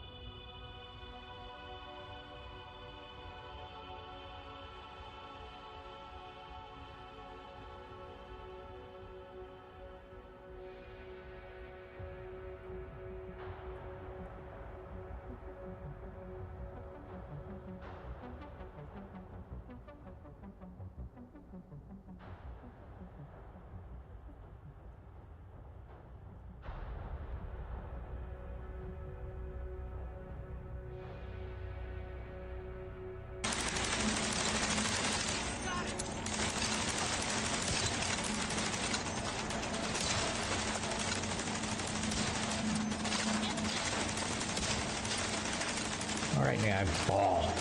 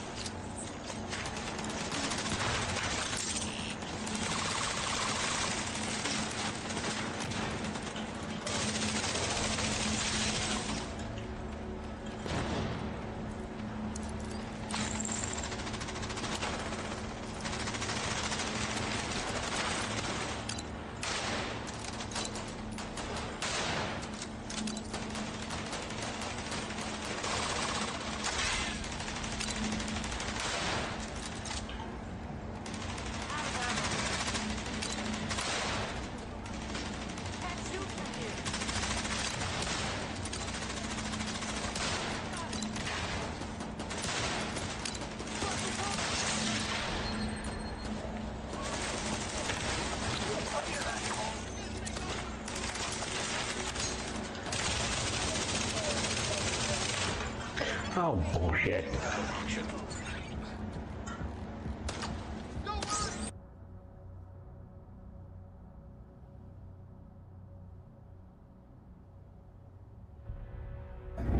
Hello, my YouTube friends! What is the best way to combine chat from any streaming source into a single stream of messages? I mean, it's impossible to keep up with chat if it's all in different windows. Or maybe you're a one-monitor streamer that doesn't want to use their phone to read the chat anymore. Well, after today's video, you're gonna know everything that you need to know to do whatever you want with your live stream chats. We've got a lot to get to, so you know what? Let's get to it! First, let's start by adding any chat that you could possibly want to your live stream and into OBS's UI. And to do that, we're going to use Social Stream Ninja. It's free and easy. There is a link down in the description so you can download it and follow along. That is the best way to learn. This is the Social Stream Ninja website, and you can see we've got a Chrome extension, a Windows app, a Mac OS app, a Linux app, and a Chrome web store. So there are a lot of different ways that you can get this on your system. And if I scroll down here till we get to the information, you're going to see supported sites.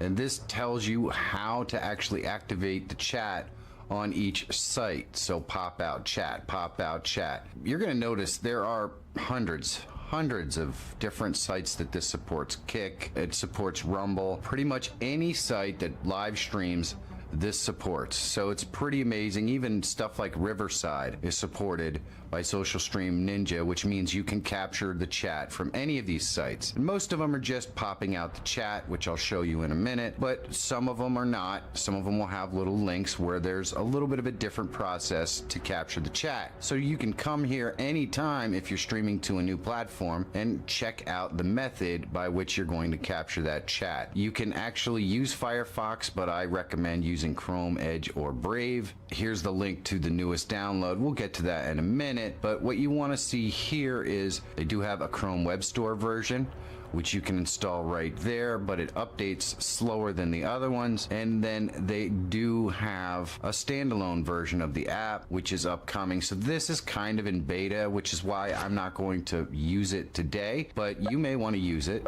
And it just downloads and installs as an app instead of as a browser extension. So if you're a person who is not using Chrome or doesn't want to use Chrome, there is a standalone version app that you can use. So what we're going to do here is we're going to go to the manual install, and we're going to download.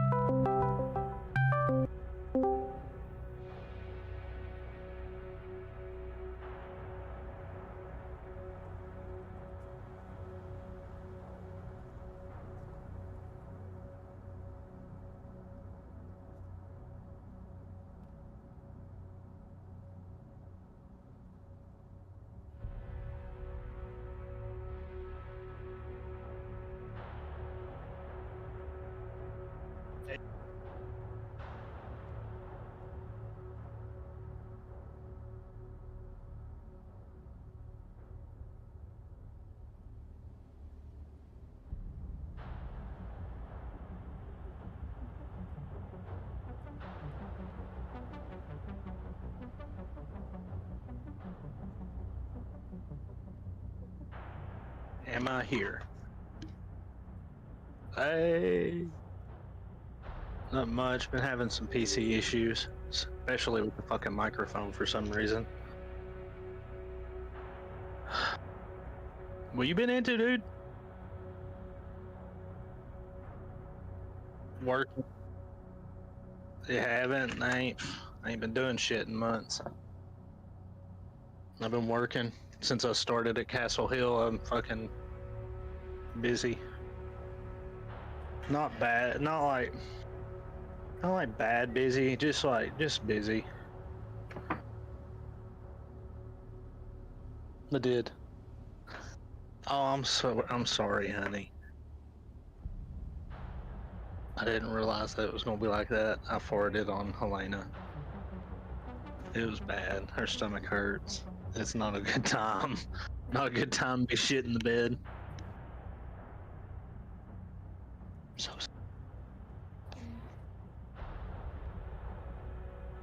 how's the division going?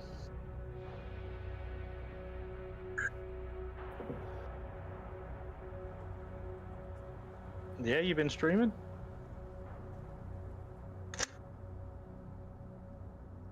How's that going? Yeah.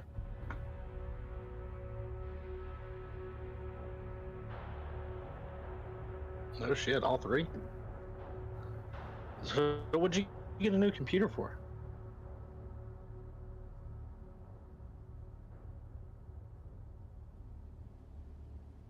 Really?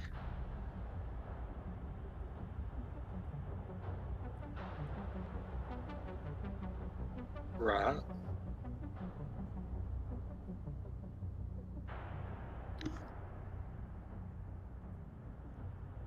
Oh wait, Jennifer told me about that actually, way back when.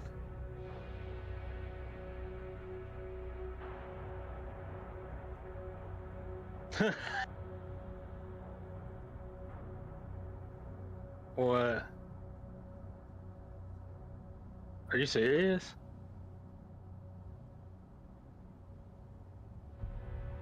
God damn.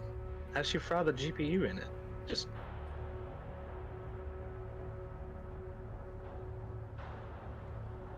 Oh my god, no.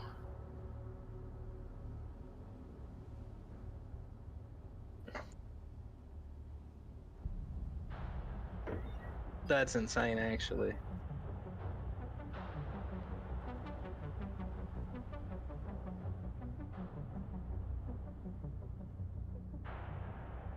Fucking A.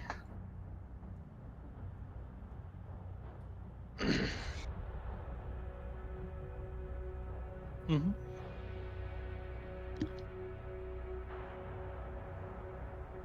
Fuck if I know. I don't even know, dog. Yeah.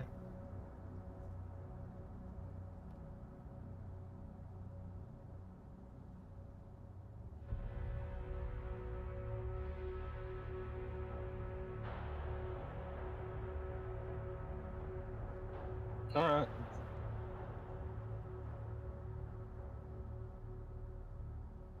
I'm level 4.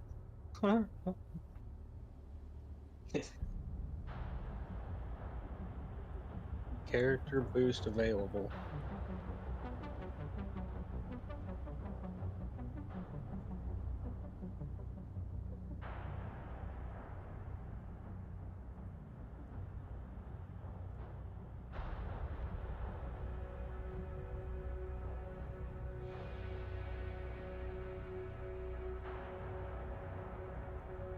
Hang on, I gotta go out.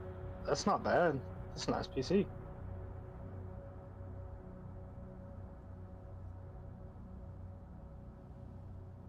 Hell yeah, bro. I was actually looking at one similar to that. No shit.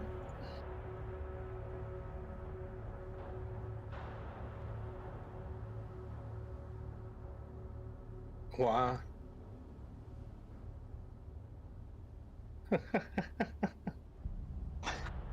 Dude, if I didn't live in Portland, I would. Dude, this place is actually not, that's not bad, dude. Living in Tennessee is pretty fucking legit. So start in Warlords, skip to expansion. Gotcha. Yeah, the boo, I forgot the boo. Oh, you showed me that one. No shit. But you want one, baby? Fuck no. You don't want a tarantula? Hell no. Okay. Okay, David said, why not? No. Where you going?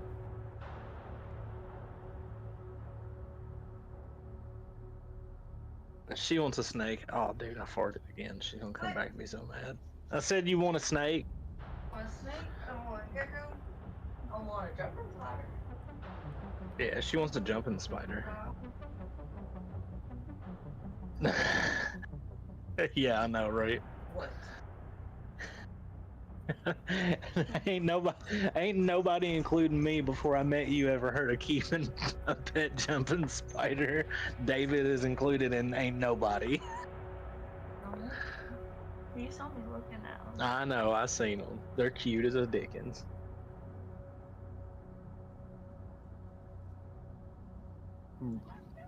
My guy's got a lazy eye as fuck.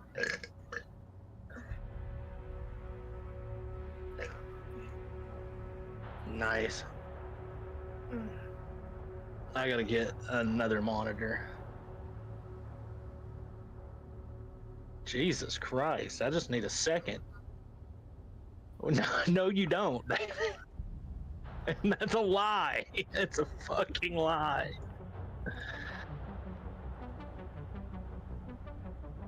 Right.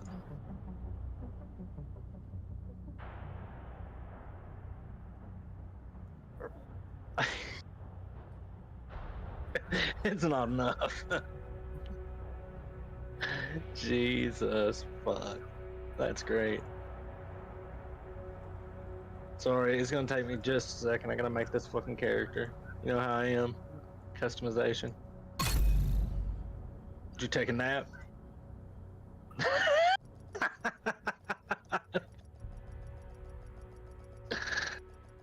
Yeah, it's my bad, bro. We got home and her stomach was hurting, and then I had to eat something.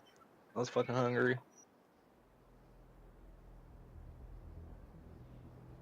That ain't even the hairstyle I want.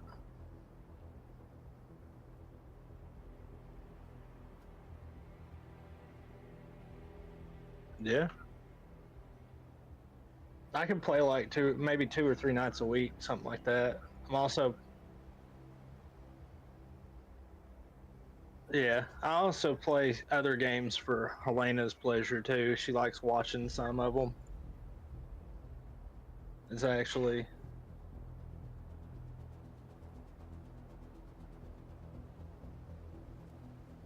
inactive or some shit.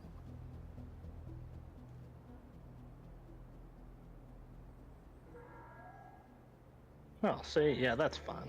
Totally fine. Hell yeah, dude.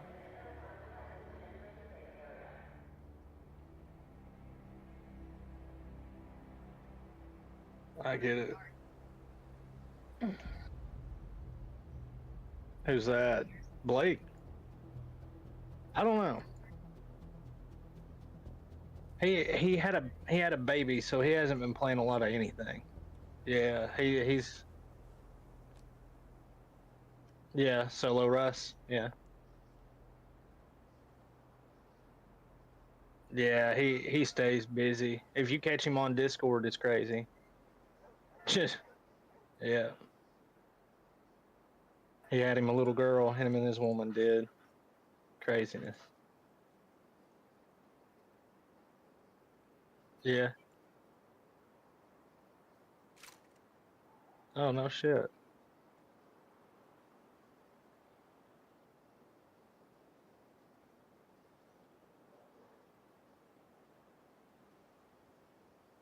Yeah.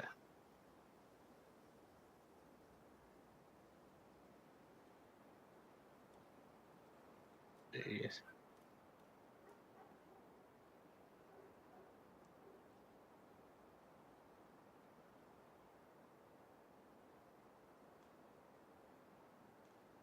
I get it.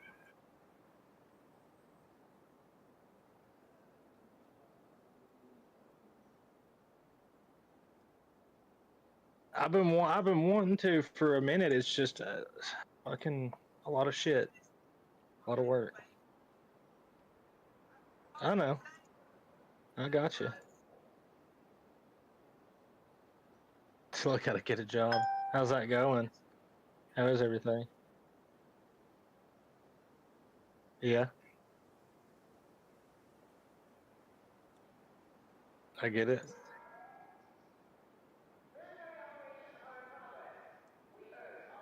Yeah.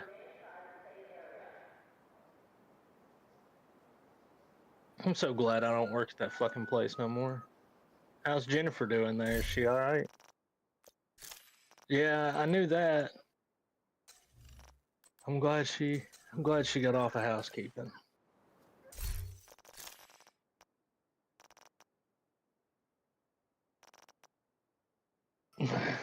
It's weird being on. I'll just be straight. There we go.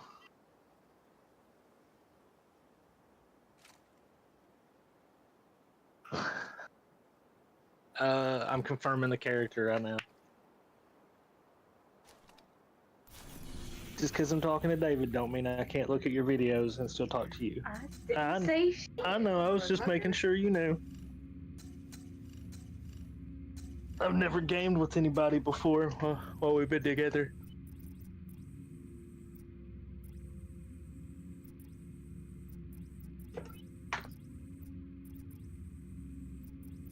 I haven't been to New York yet. At all. Besides in the first one, of course. So good.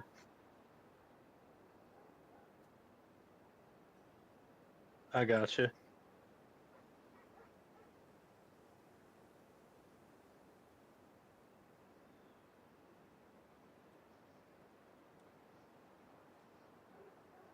Oh yeah. I agree with that. This bitch is gonna have to wait. I gotta fix some shit.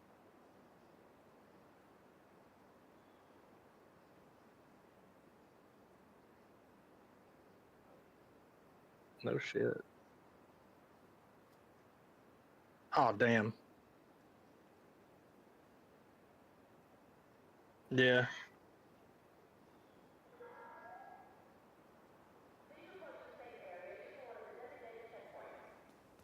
Dear God.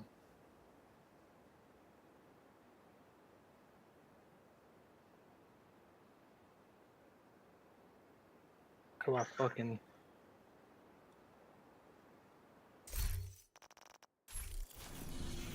Let me...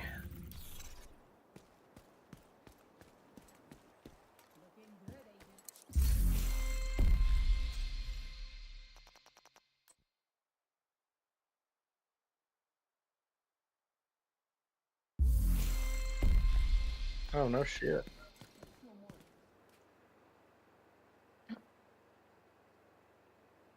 Hell yeah.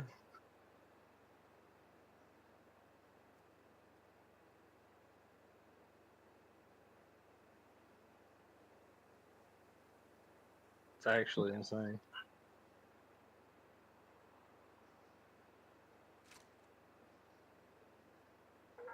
It's my other gun. Oh my God, what is this starting weapon? Jesus Christ. Disable tutorials, I'll figure it out.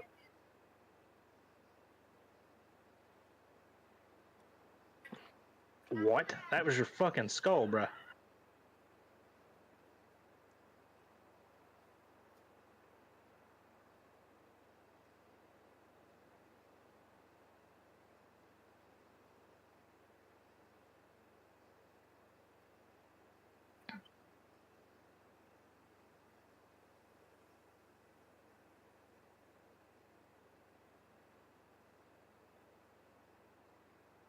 I was asleep.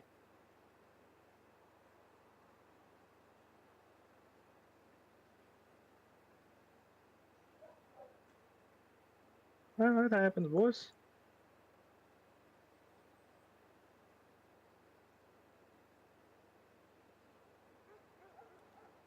That sounds good to me.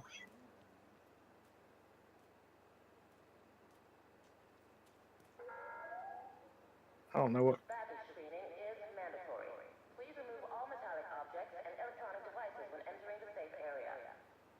I don't know. I avoid problems mostly.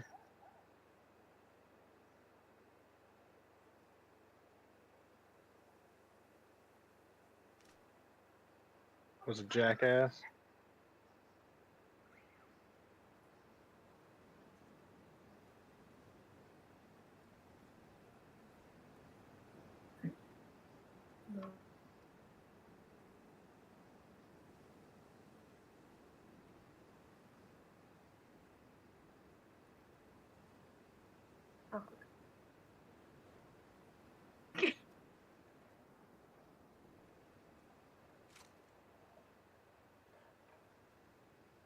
Yeah, I don't blame him for that at all.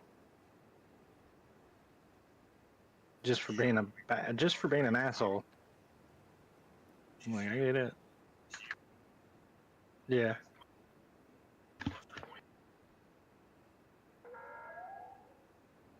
Please do not run outside the safe area. Sudden movements may be misconstrued as a hostile act. Oh man.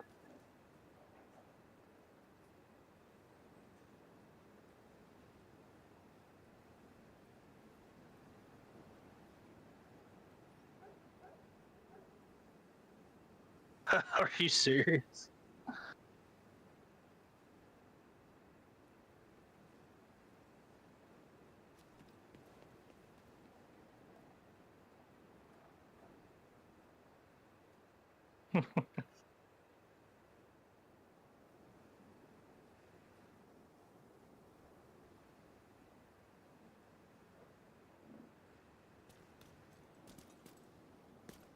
Yeah.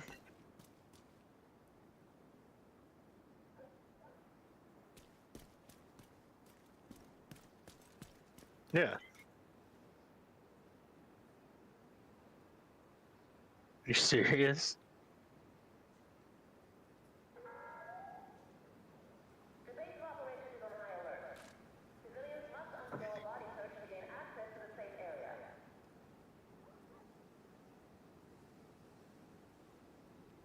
Hi, we're you know me, I got ADHD.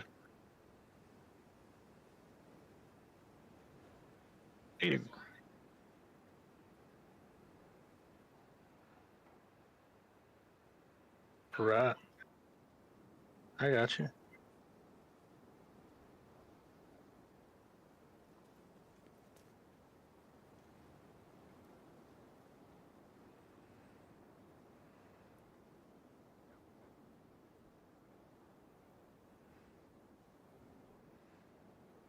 Is that to fill in when you don't have one? Is that to fill in when they don't have one? Yeah.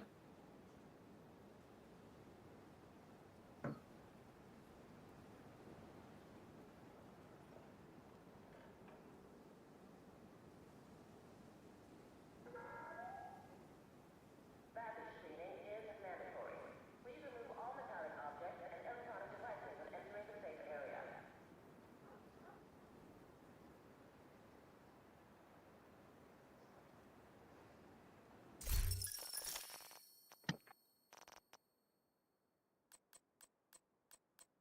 Okay.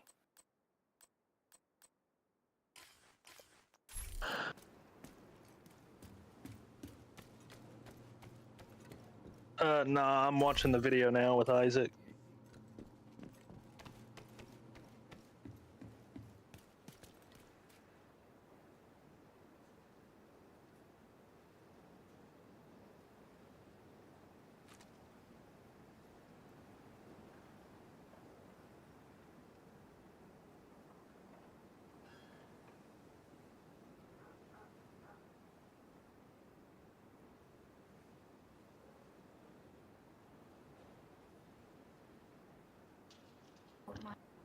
Yeah. I'm trying to turn the fan off, yeah.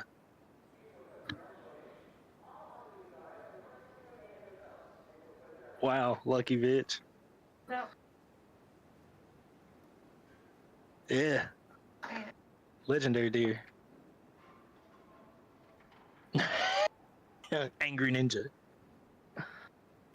You can put your leg back now.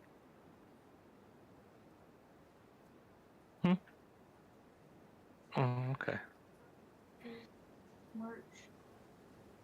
March 2nd, 1995.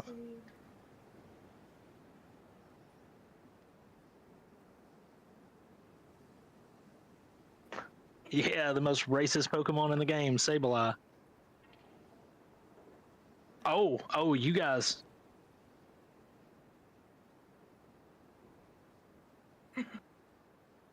Giraffe rig, really? Alright. I got 2 shitty ass Pokemon to go. And last one is.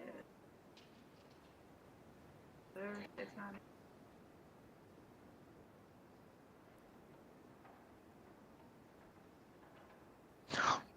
What? To answer his question, no, mine probably couldn't beat his. Mine would destroy his. Especially that Groudon. Yeah, your Groudon would destroy most people. Alright, meeting Kelso in the park now. I'm also looting like a little slut. Can't help it.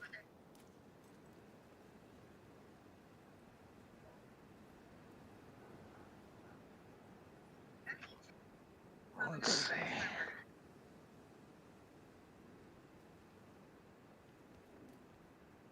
I'm getting rid of that gay-ass scope rifle. It sucks.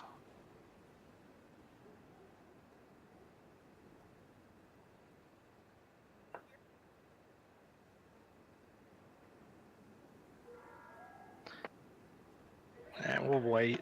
I'll build my... I got a lot of random shit. A lot of random shit. That doesn't make sense to me. My character's level 30, starts with 3 blue pieces, 3 purple pieces, purple weapons.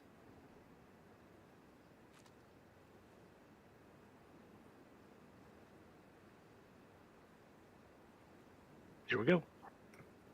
Up the stairs. There's always incoming, lady. This is the division. There's never not enemies around every corner. Oh.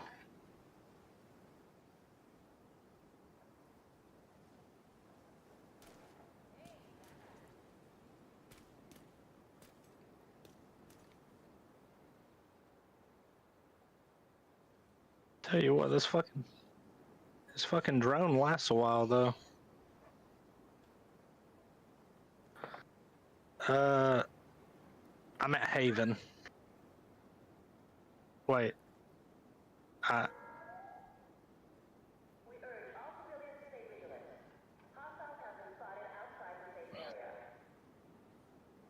traveled to Washington, D.C. Okay, it's not letting me quite yet. Hang on. I'm not in Haven yet. It unlocked the settlement, is what happened. Yeah.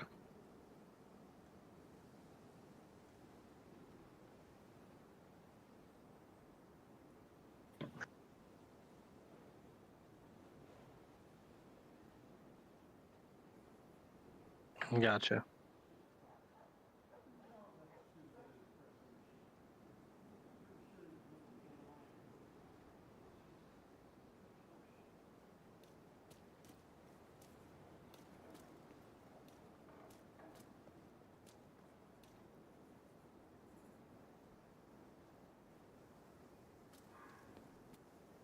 Yeah. What's the chameleon? No.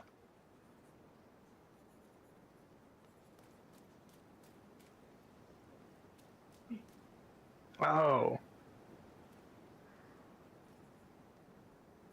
Is it not good?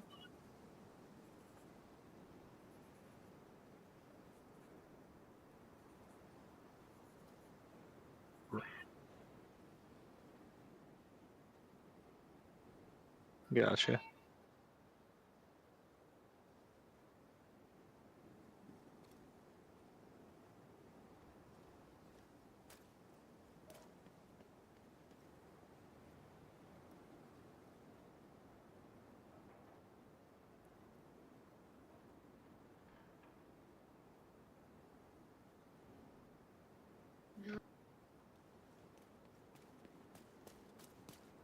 Ratney? Dratney. Oh. He's saying Dratney? He says Dratini Dratney? Dude, somebody needs to throat fuck him.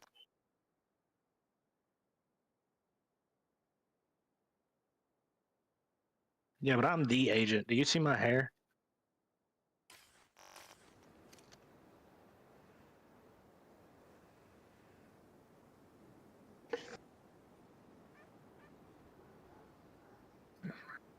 Roads. Why does that sound familiar?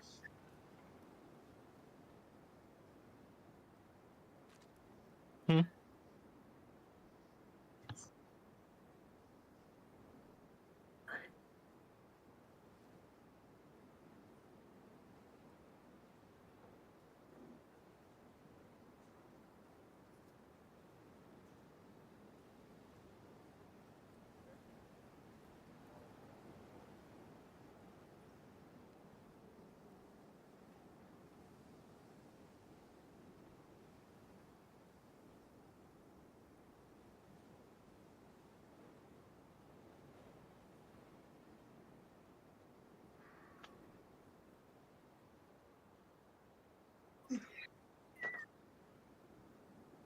There's a reason Magikarp evolves into Gyarados.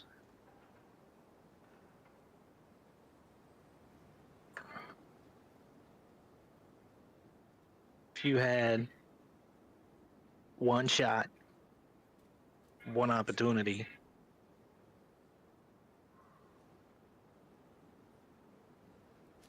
Oh, Keener again? He's still a thing? Holy shit. Okay, so I expect him to not do any of this. I'm not gonna do the... No, I'm not doing it.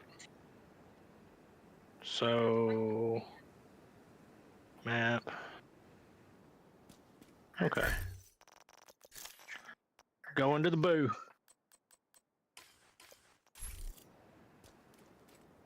That's the White House.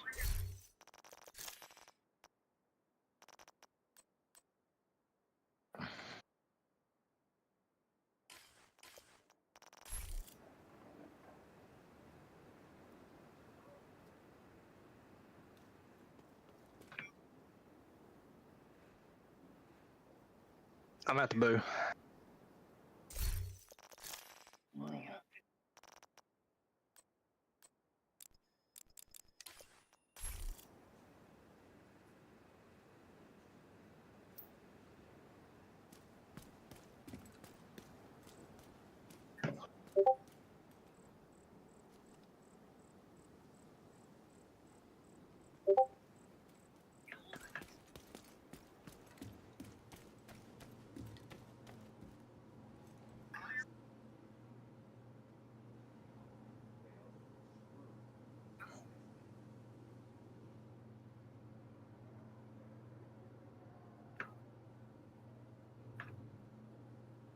What the fuck?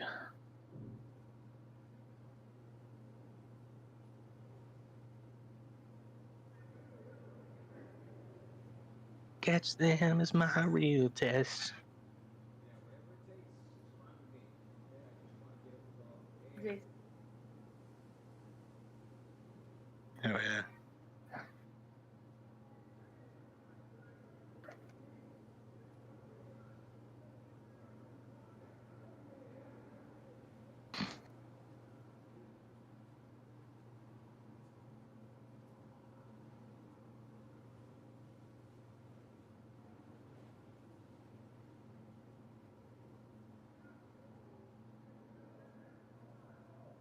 Dude, all this shit's wild. Sharpshooter, survivalist, demolitionist, technician, gunner, and firewall. What the fuck?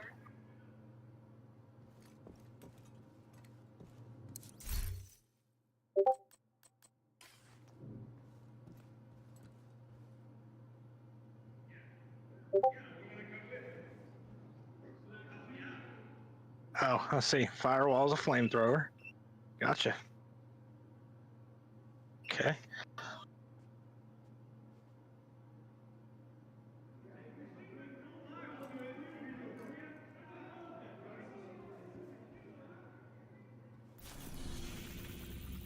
Ugh.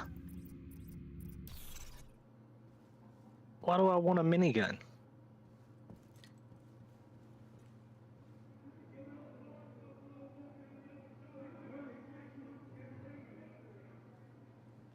I have them all. Like, I can pick from any of them. Yeah, like, I can pick technician, demolitionist, survivalist, or sharpshooter. All I gotta do is activate them.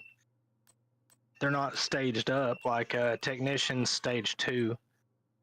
But I can get started on gunner. I've got 0 of 165 available.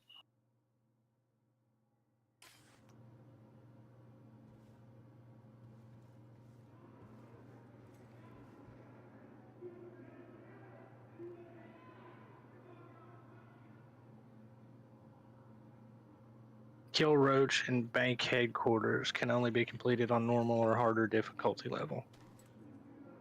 Use mounted gun to kill enemies. Okay. Okay, let's see. Go in. Hey, stupid. Huh? I said, hey, stupid. Yeah. Nah, that's war paint, bub. Yeah. Pretty much did. He said, I got third. I just got some yellow gear. That was me earlier. Shut the fuck up. What'd I say?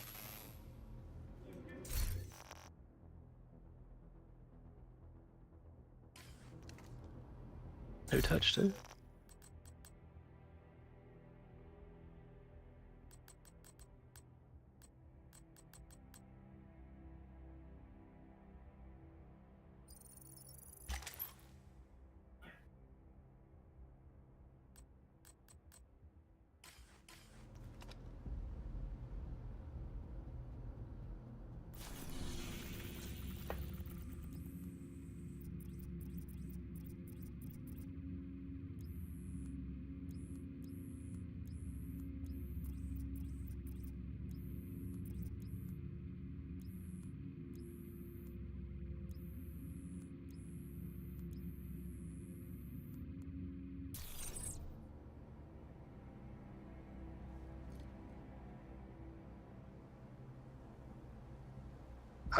Sure will. I'm setting up my my guns.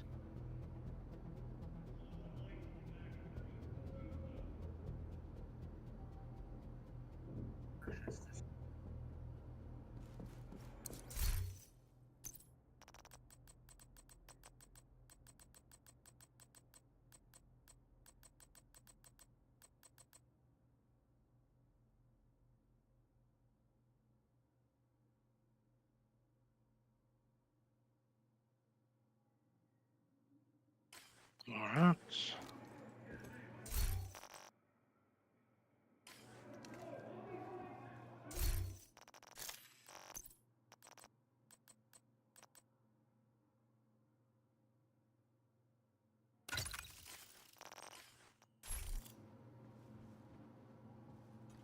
Yeah. You okay, babe? You didn't? Do I need to watch something real quick?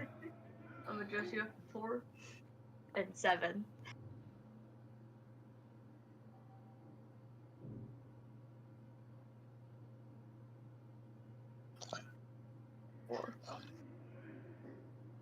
I'll take 6. I'll take 7. Bitch, I'm kinky. You don't even know.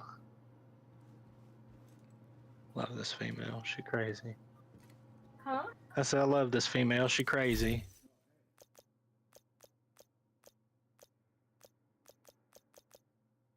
What if you shut the fuck up and didn't give Pokemon more bad ideas? God, these fucking retards. Alright, fuck it. Fuck it. I'm good, dog. I'm good. What's up with your fucking dual disc on your wrist there? Is it time to duel, boys? Fucking Yu-Gi-Oh going on. I said it's just there. It's time to duel. Sorry. I got a holster in here. It's level 4. It's level 40. Can't use that. Are you in level something right now? No. Do this and curl in your little fingers. Okay. Do that. Huh? Huh? Am I supposed to be doing these separately? Because I can do all of that. Yeah. How hard is it? How hard is it? There you go. Hard enough to know that I have arthritis problems. You're welcome. David, where did you go? David, you left me. Yeah, I had to pull up the map. I was like, this nigga done fast traveled and shit.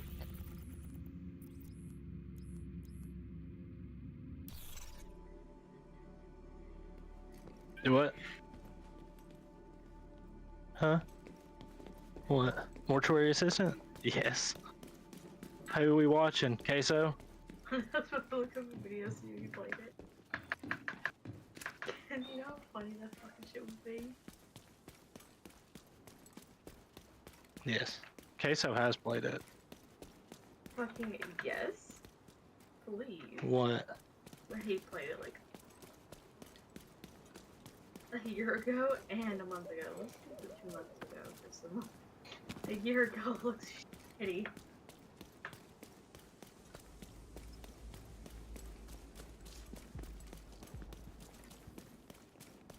So we gotta get there in this time limit? Is that what's up?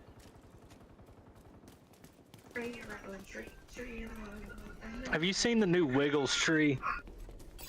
The wisdom tree. Bro, have you seen the tree from the new Wiggles?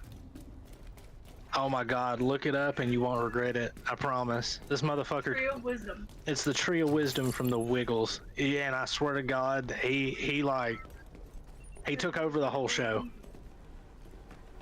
He is the Wiggles now. Whoa.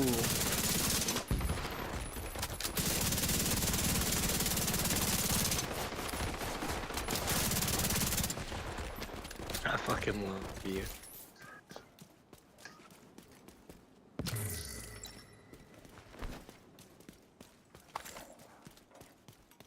What's up, boys? Well, shit. These guys need to make up their fucking minds.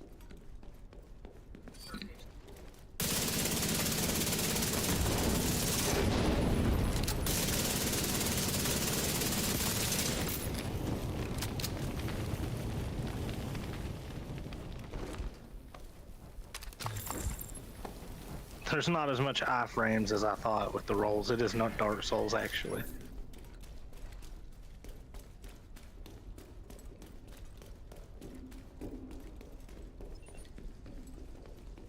Well, I'm back to using a big boy mod.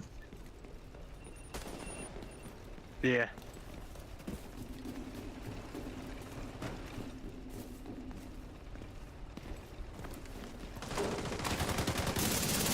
Oh.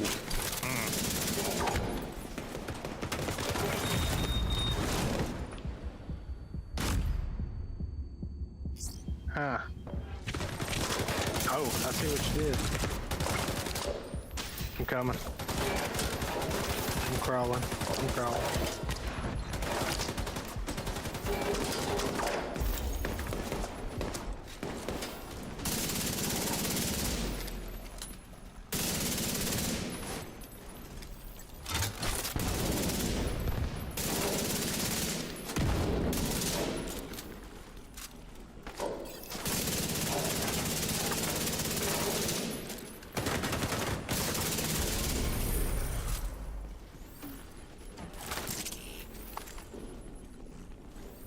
Thanks for the gay backpack. Oh, I see what's up. These guys are level 40.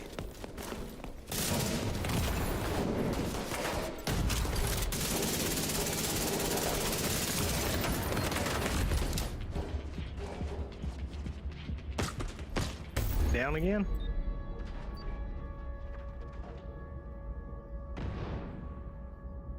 It's alright, boss.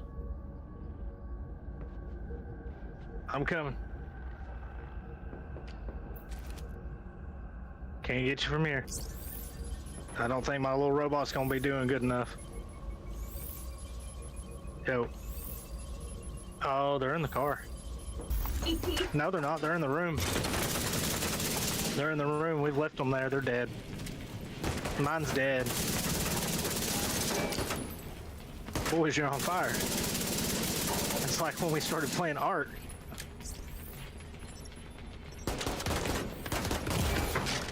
Oh no. It's alright, it's alright. I got you. There's one behind us.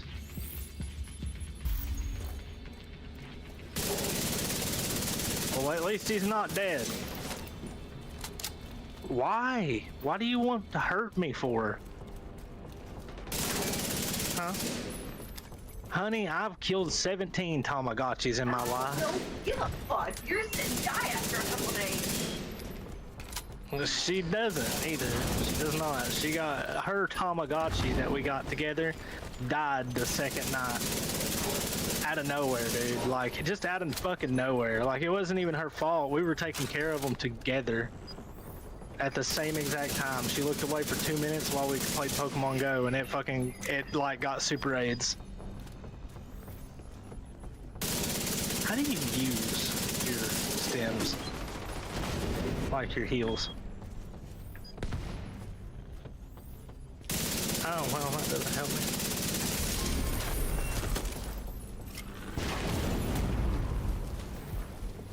X is auto walk, just so we're clear. Q uses equipment. R reloads. T does nothing. F is interact. Found a shitty blue pistol. I am as I go.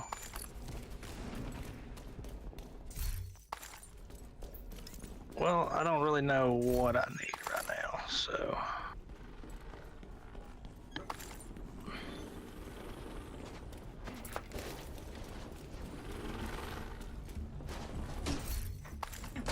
You okay?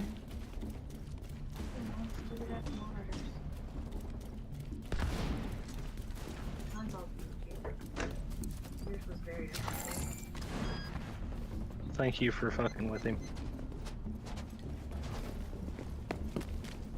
Well, we lost a hostage. That's our one job.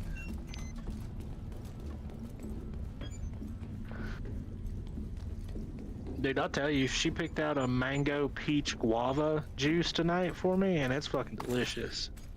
From Fruit Monster. Fucking good shit. Yeah, I know. Civilian in danger.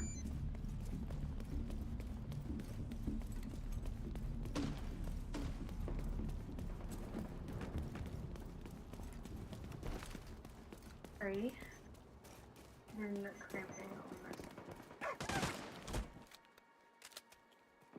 Yeah, it's just ever since I ate like Chick-fil-A from a different city, my stomach was like, "Hey, go fuck yourself," and it's just been cramping. So and I didn't take mine.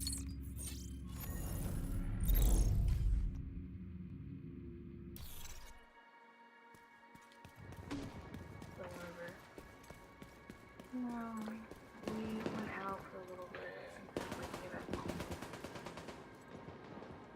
By the time it was just blah.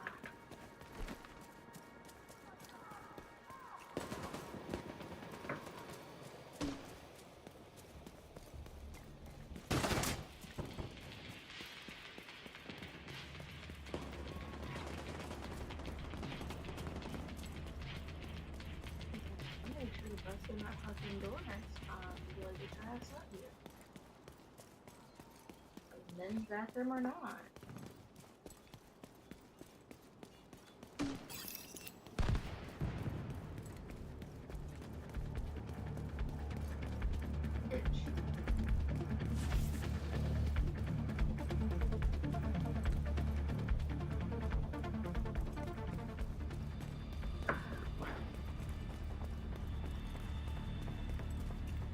It's her fault for not taking it.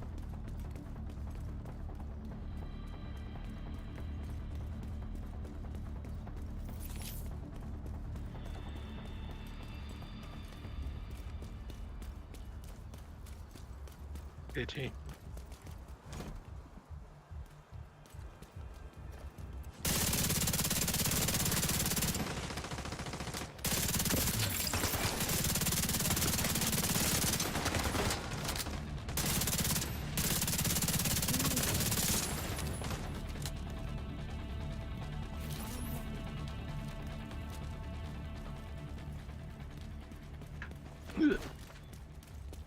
Fucking action rolling.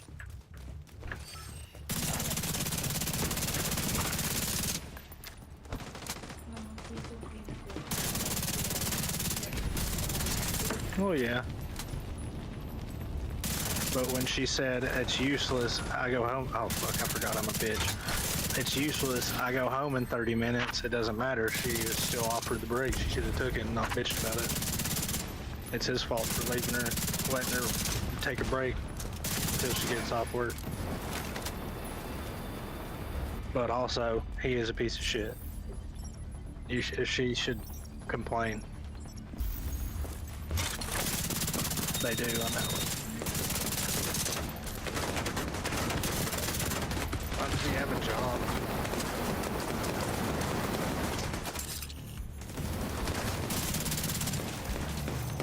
How's my wife? I don't know. We'll check it out before we go to bed tonight. Oh, I only want to touch it. Oh, dude, that knot on my eyebrow.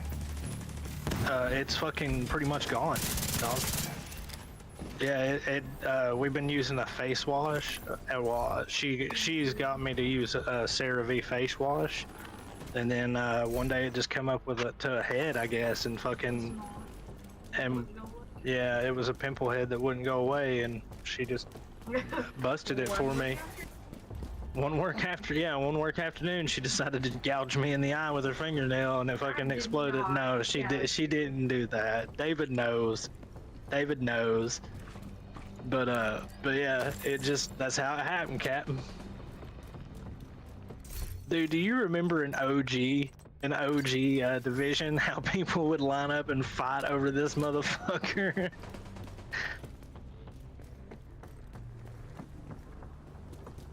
It's up there. Oh, we went up here.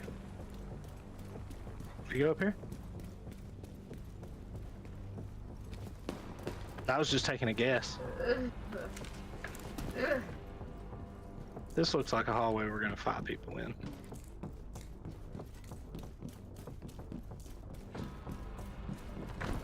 What?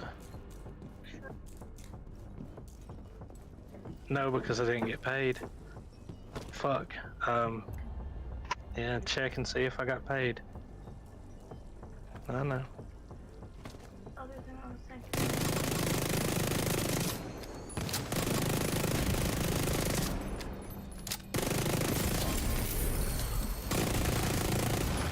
Of course it ain't. Huh? Oh, I thought you said no, it's not in, but yeah, of course it's not in. I'll probably get paid Friday for some dumbass reason. I should have gotten paid today, considering tomorrow's a holiday and Friday we're off work, but I guess the payroll's automatically ready to keep. I don't know. It's fucking weird.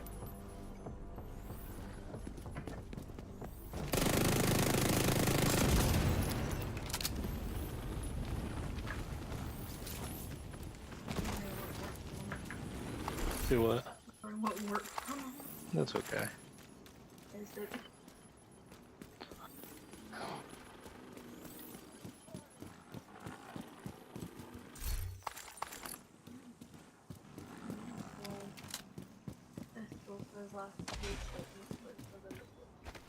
Yeah. I was really hoping to have those fucking shirts. If you want it. I can pay you back for it. Get $40 out, use that 50 for that, and Mom can wait till I get paid. On that note. I can give you the money back for it, considering it was supposed to come out of my check anyway. I just killed a mannequin.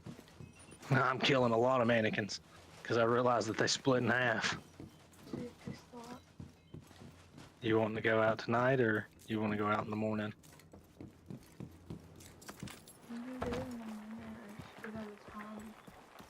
Everything's fine.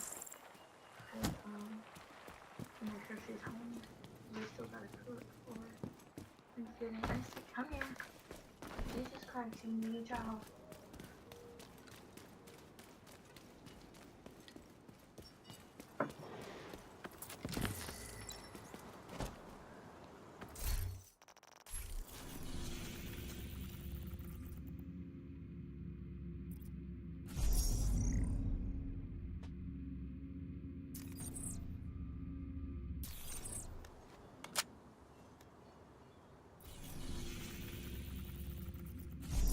Always. Why would she make it easy, babe?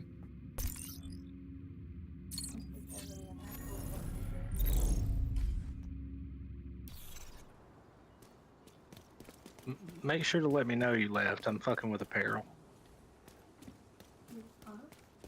I'm talking to David.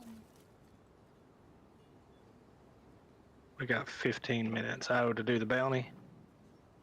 Well, let's go. Do what, baby? Ordered for her the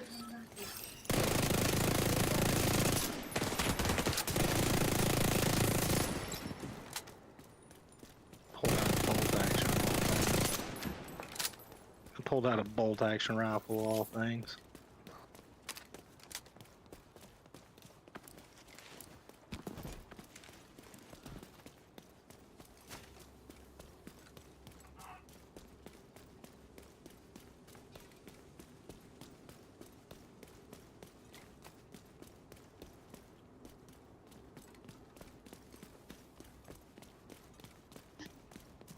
Jesus. So, hang back, is what you're saying? Jesus. What?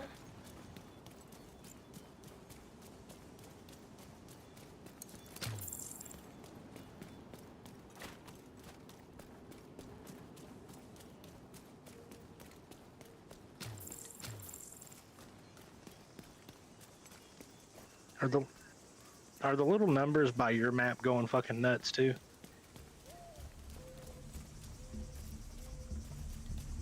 Yeah, by your mini map.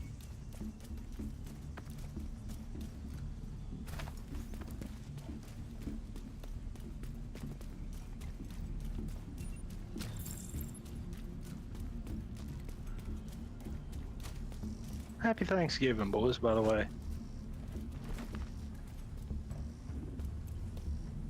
Yeah, I got you. Whoops.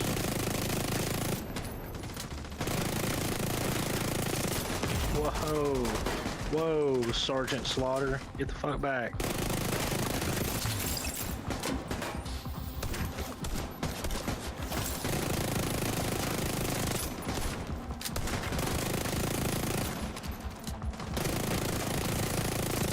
He did.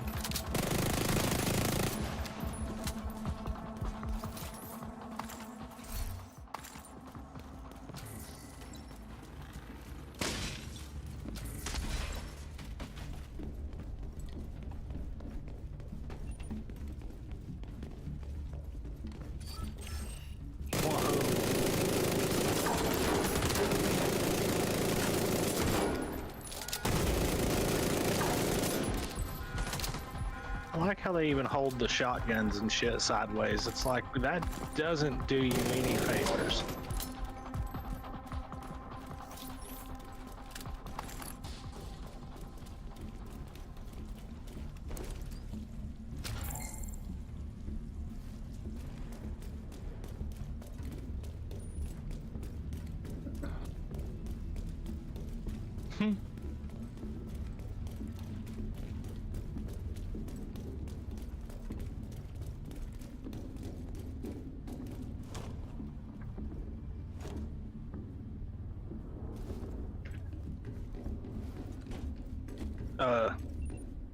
I want to talk about what I just did with that grenade. I hit the lot and it bounced right the fuck back.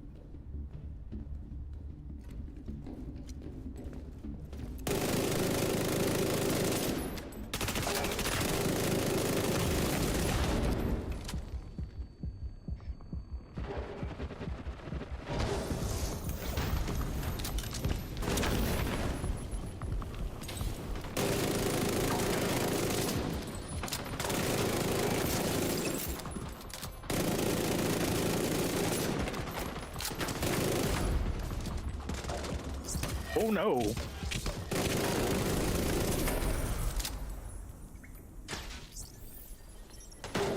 Your hive don't pick me up. Oh,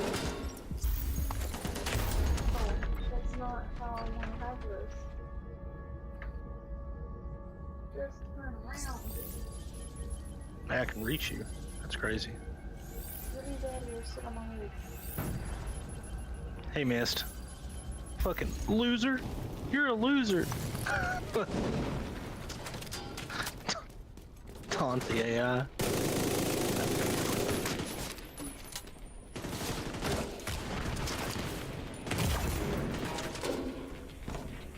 My god, I might not be able to do a lot of damage, but that fire sure will.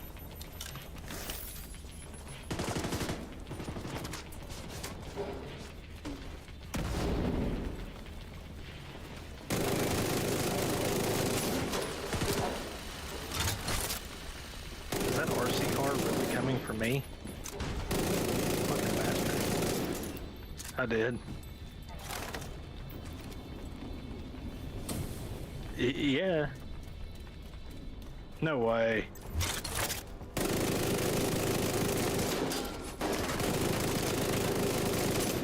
Fuck is that shit?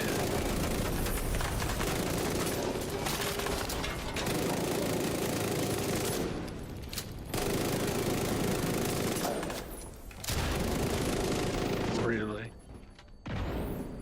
That's hilarious.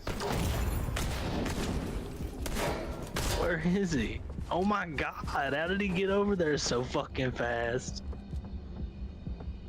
Oh shit. Hold up.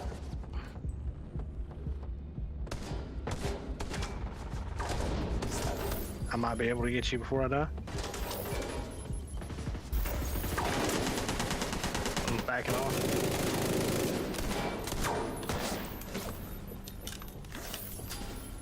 Ouch. He's over here in the bottom on the right side where I'm shooting. Ouch, ouch, ouch. Stop, drop, roll. How the fuck do I use heals?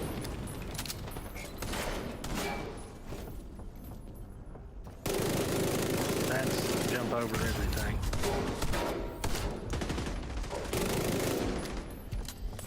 Okay, oh, that's an RC car of death.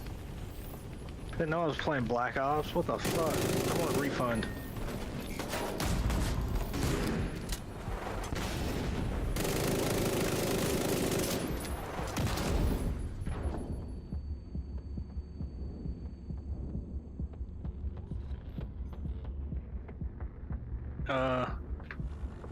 Yes. Yes, I can. Wait.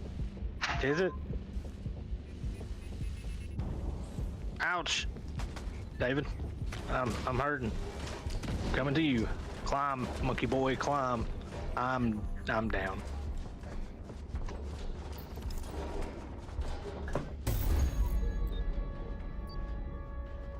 Should I just wait for you to get back or give up? Oh, well, I died. I'll just wait. I got you. I was making sure that I remembered correctly on that.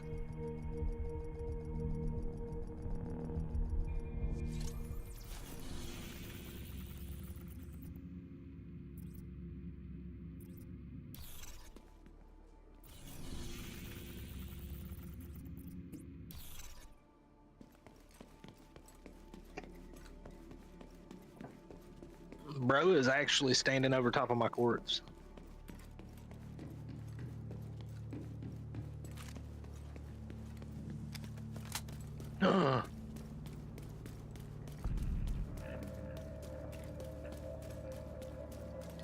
I may or may not have hit spectate. Okay, it still has my corpse there.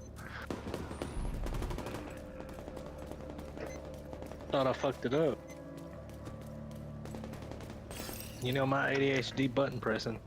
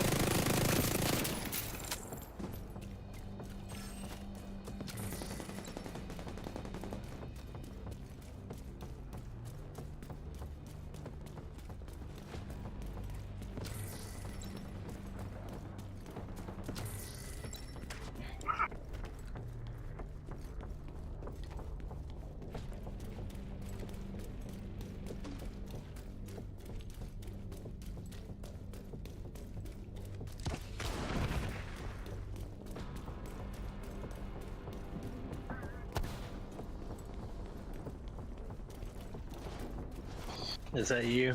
Are you that?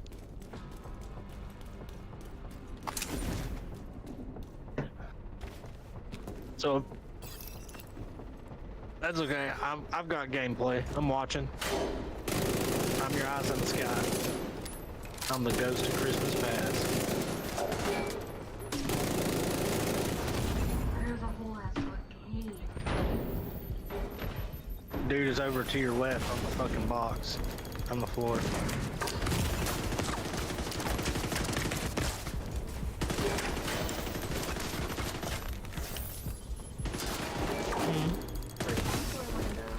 Florida? Didn't they just get hit with a hurricane? Why?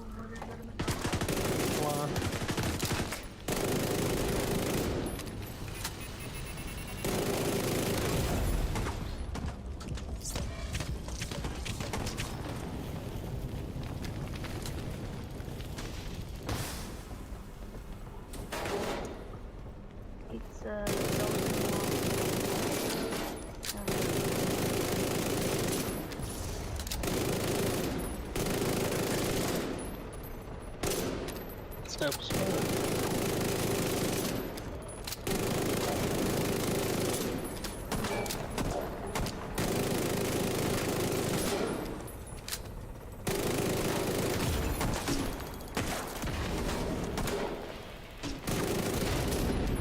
That's a little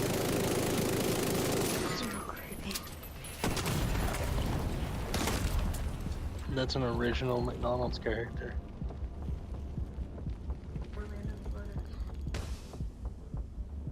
Yeah. I'm watching.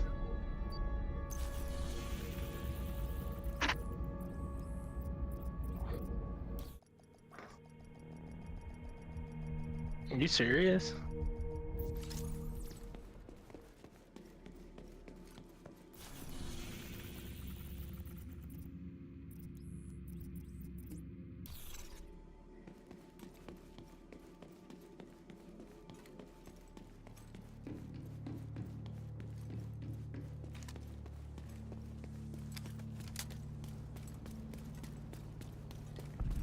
Huh.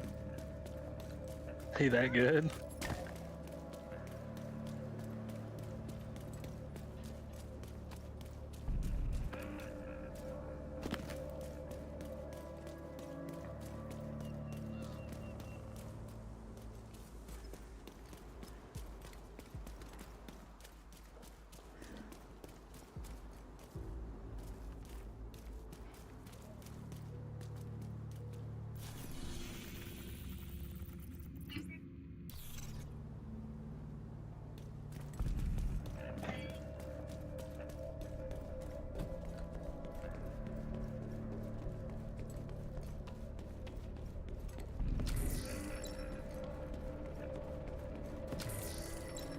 It comes with a fucking bed now? Yeah. What the fuck? It grows legs and needs a bed to put a cover on.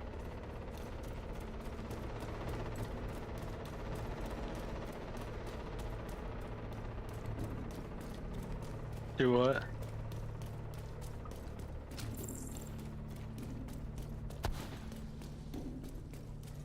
I got you.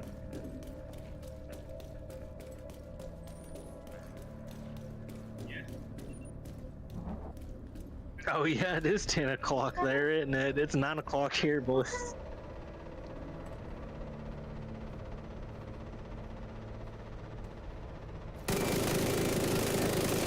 Yeah.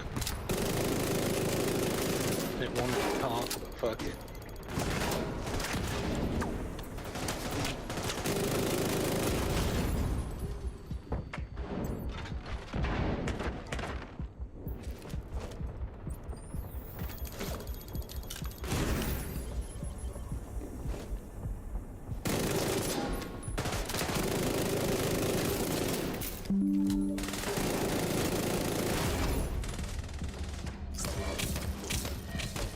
Go down already?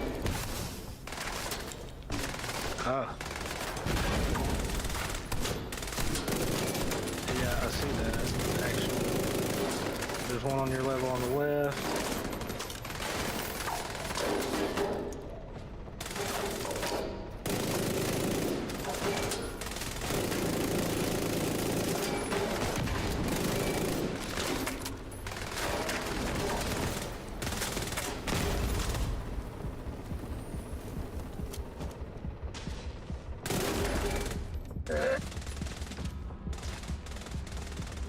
Alright, you...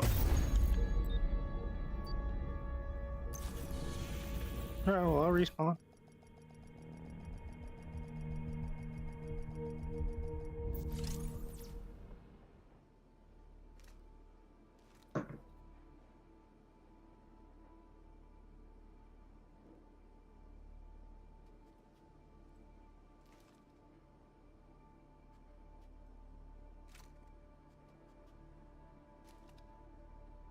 wondering. What? When the fuck did the wobble turn into something like that?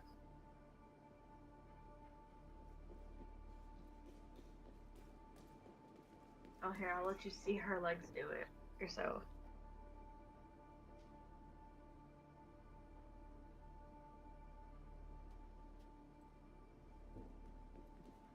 That.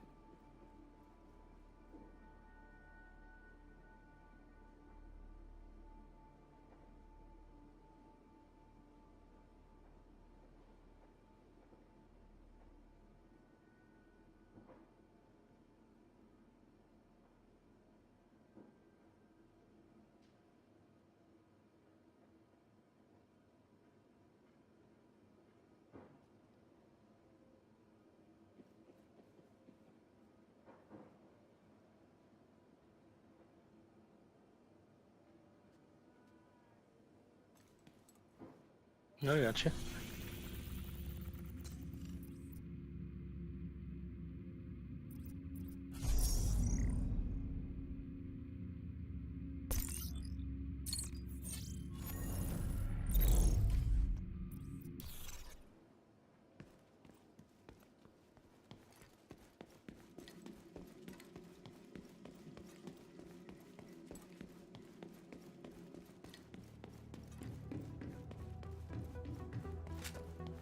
What happened to our group augmentation? It said group augmentation inactive.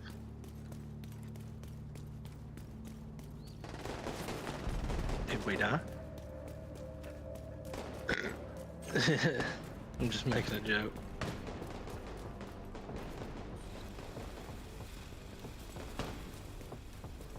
Dude, I forgot about the backpack charm. Shit, I got a hippo.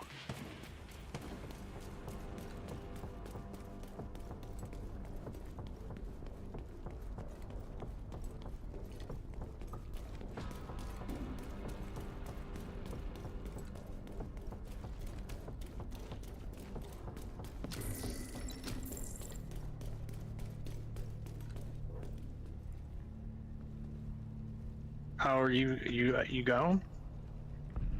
I was fucking with my clothes.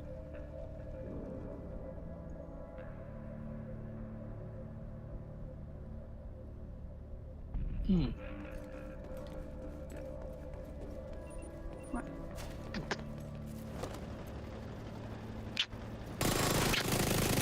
I don't just want one, that's stingy. Finley tickles Elmo. Elliot taxes Fraser. What the fuck? What is that? Robo-Dog. Die.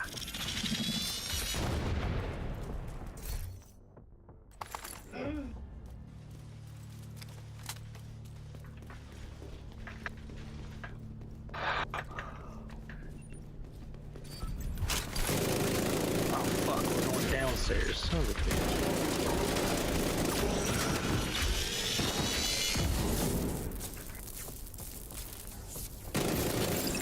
You got tasered, boys.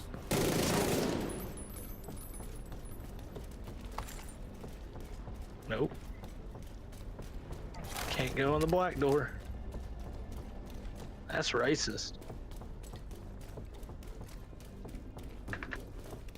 Oh, I get it, Doug. I get it. Might have to take a shit. What the fuck?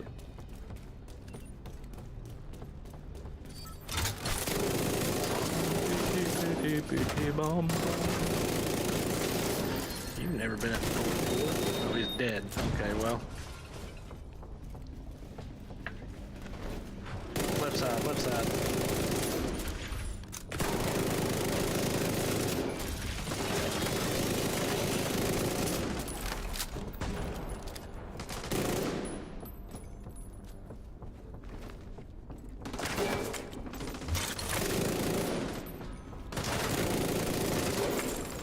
Oh, is this on easy mode? Oh.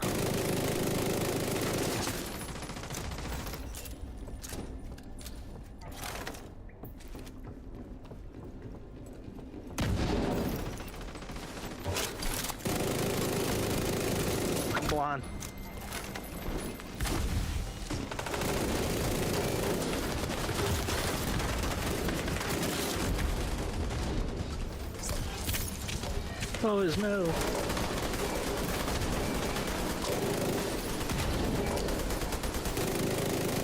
Okay. Okay.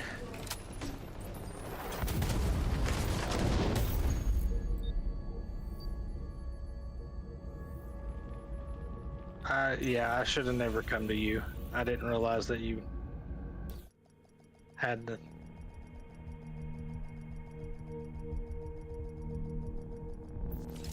Yeah.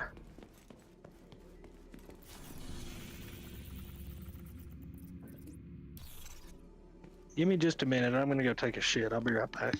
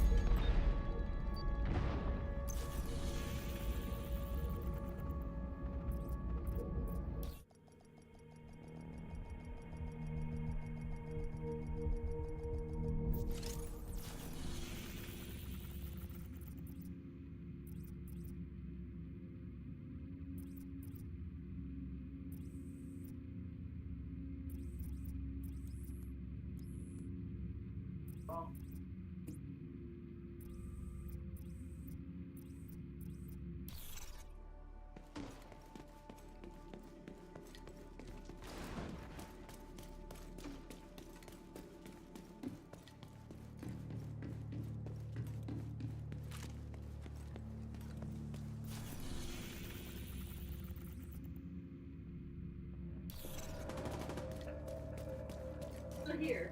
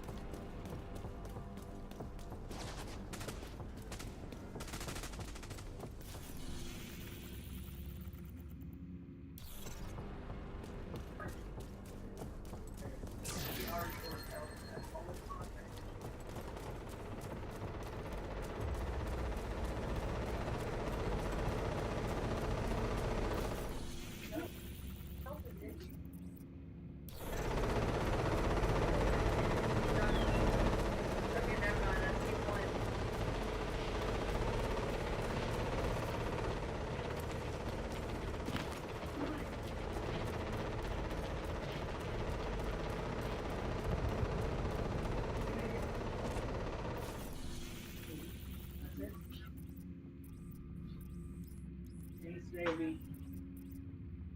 Wait a goddamn minute. Wait a goddamn minute. Fuck.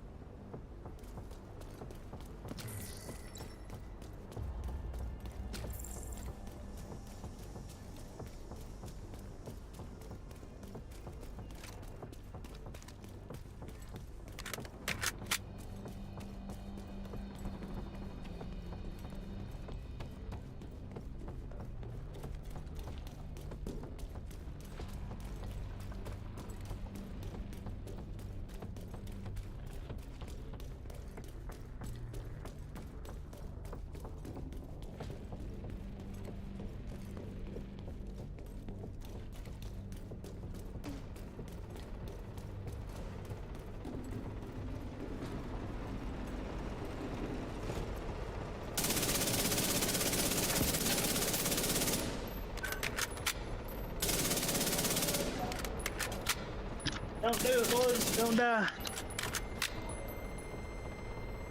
Did you make it, boys?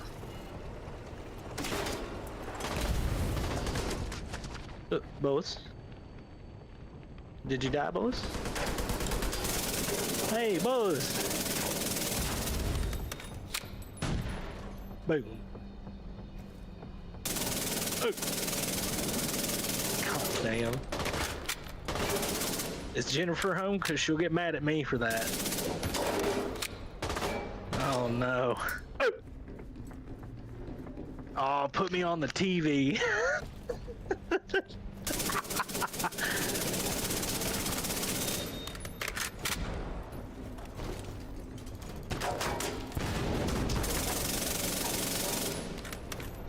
I hate being a pussy in this game.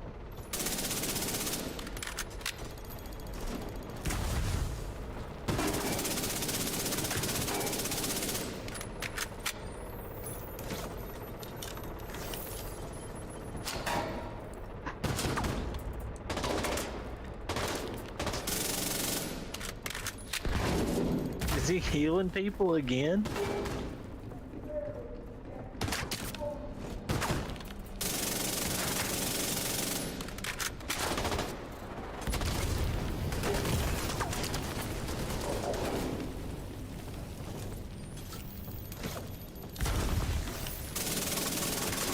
Hi, baby.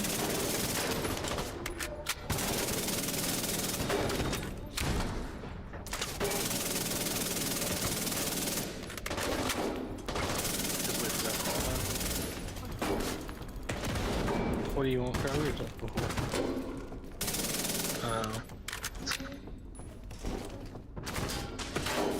There's those sun-kissed kiwis in there. They're good. They're good if we don't let them rot. Watch out, grenade incoming.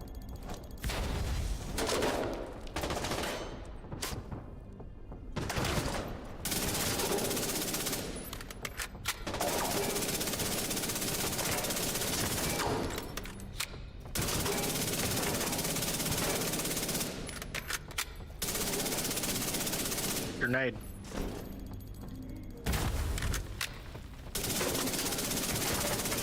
Grenade.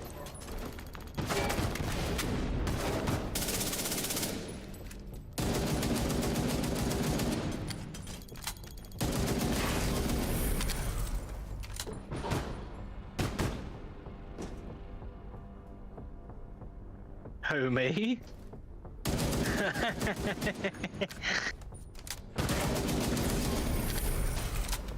He's dead.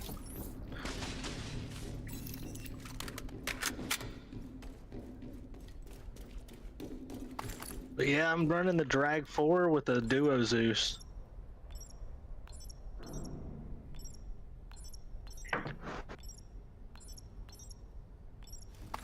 Yeah, I forgot what flavor it was.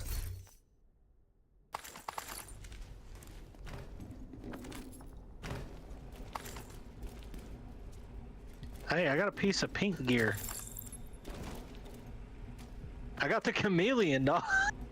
I got the chameleon. Well, it was pink on the fucking screen. Am I colorblind? Am I retarded? No. See, it's orange. For me. Definitely not. No, I haven't changed on their defaults. They should automatically sync. Huh.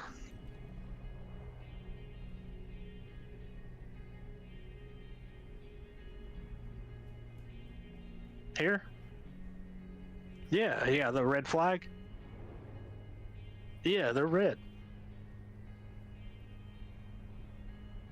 It showed up like some kind of tangerine looking color.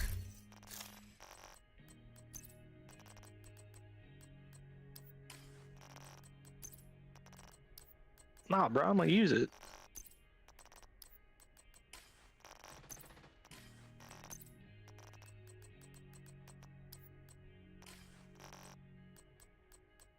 Oh.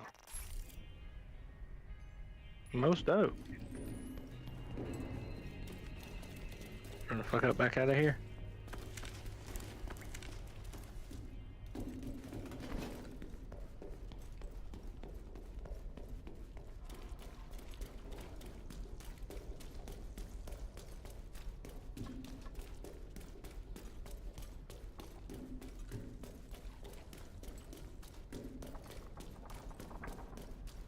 Yeah, it seems like they need somebody. Us. They ain't had the dynamic duo of fuck shit up yet.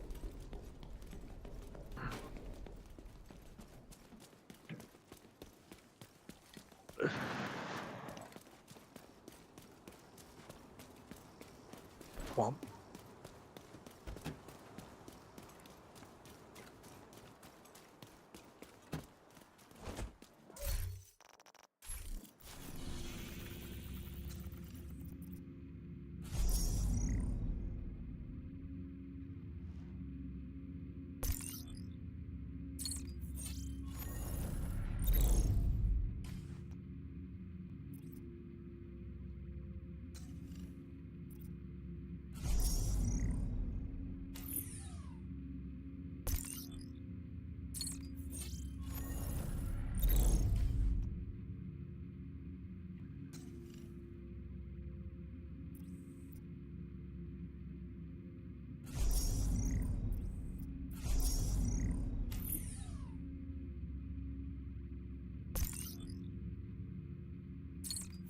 I'm gonna get better.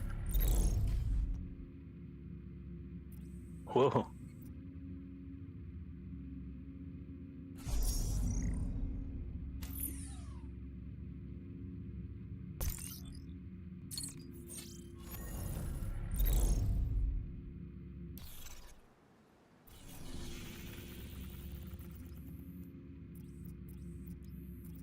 Defeat the Nemesis. That's my weekly Descent project.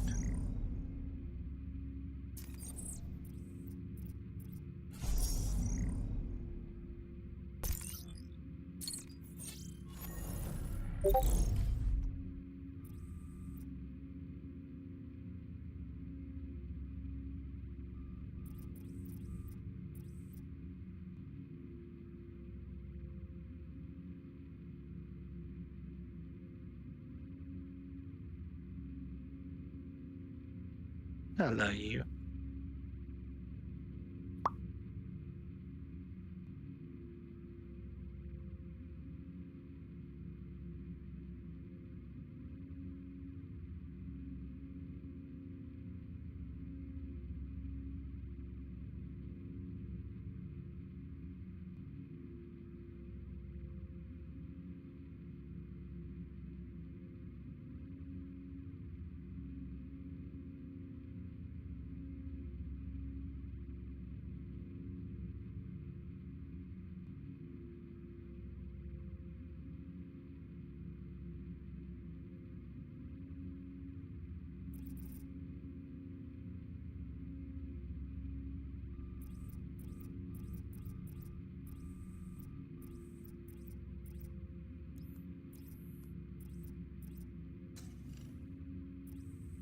Down, down, down, down, down, down, down, down, down, down, down.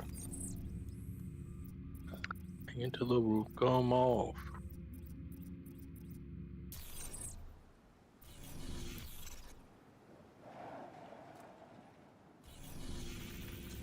I got you, my guy.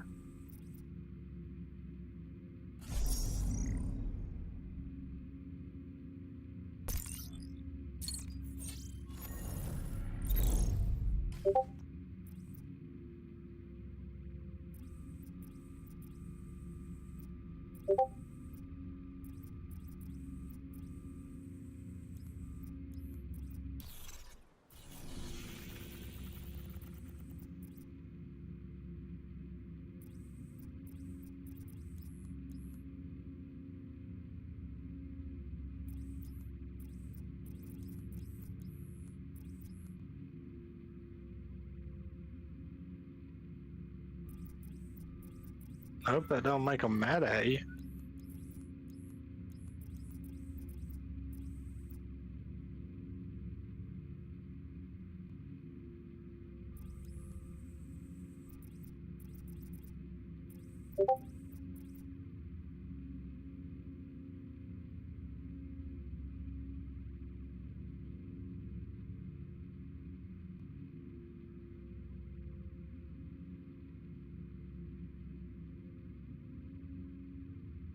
Couldn't find your what?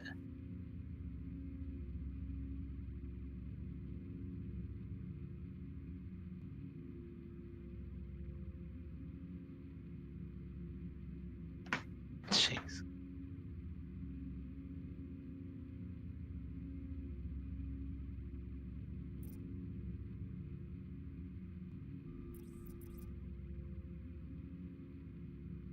Go. Do I need to strip weapon parts in this? Is that a thing? Guns that I'm not using?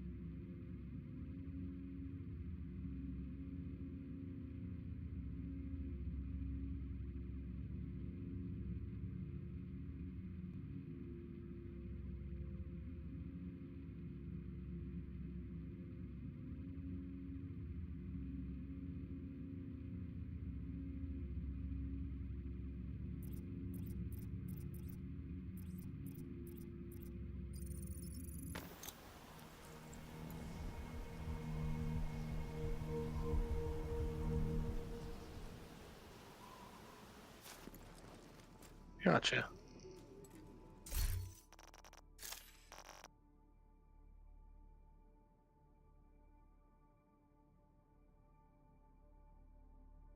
Okay.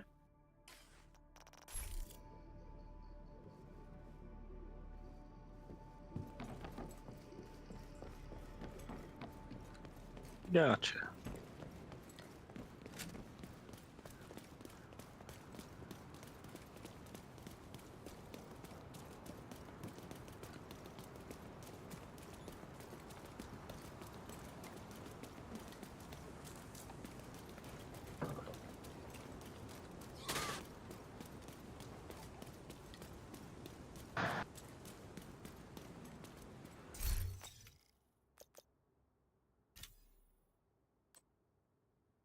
Holy shit.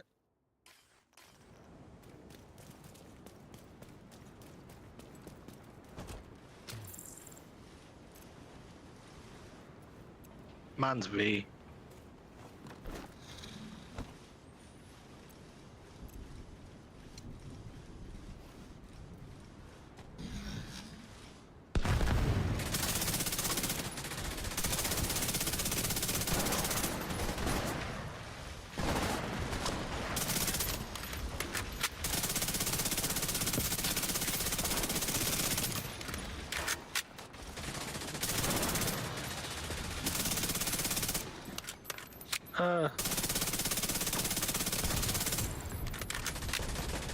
Bunch of fucking enemies is what it is.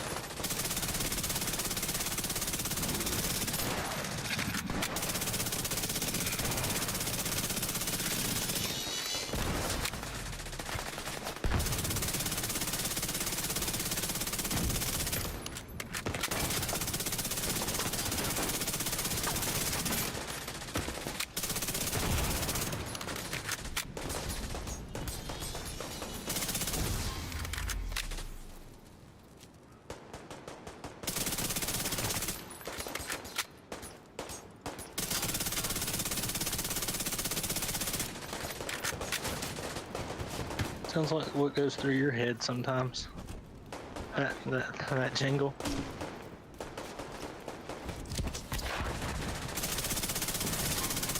Whoop.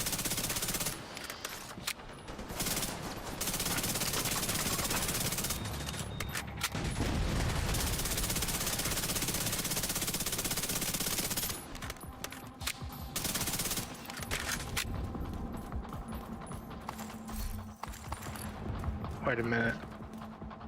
We got a time limit on that bounty, don't we? Let's go. Fuck these guys. They should be able to handle themselves.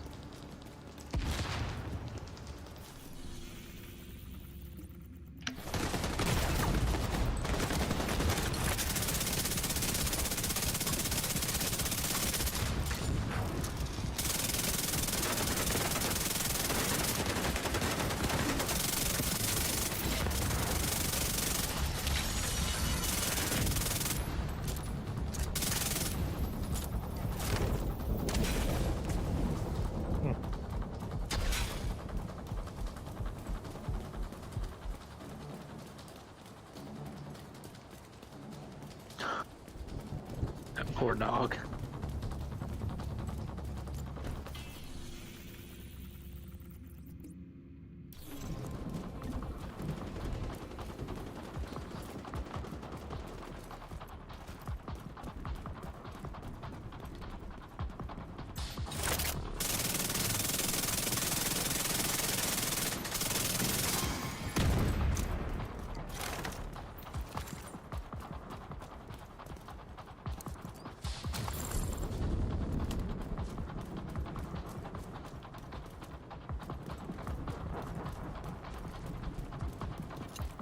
Oh, dude, zipline.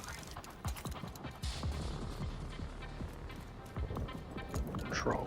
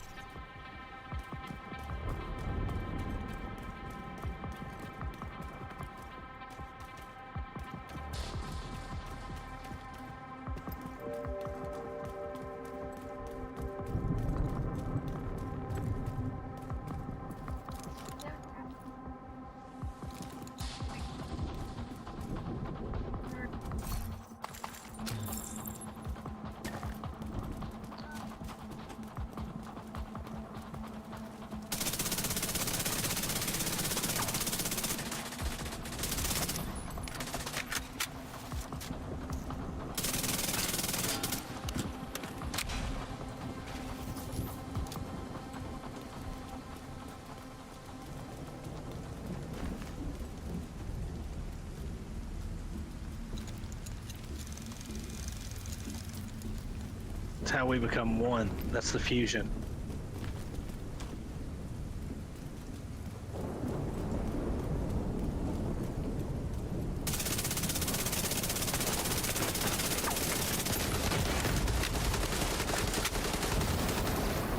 Whoa!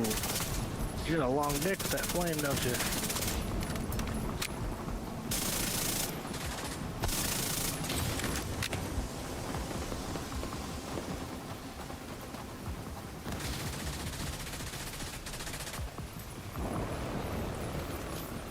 Yeah.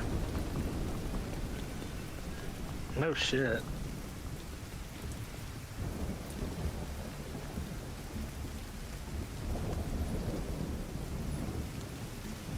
They're over there. Keep seeing reds. I thought.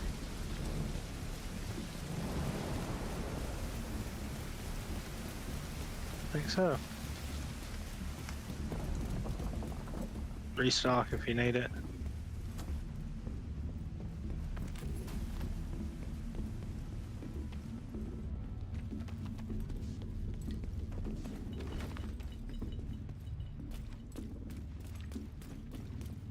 Having an actual gun makes a difference for me.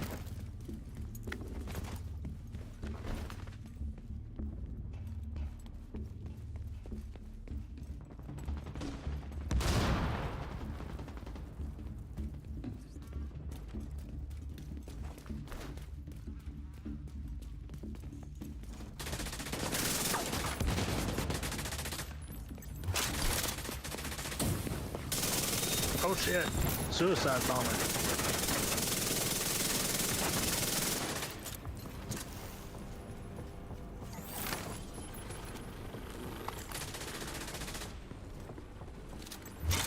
Super fans.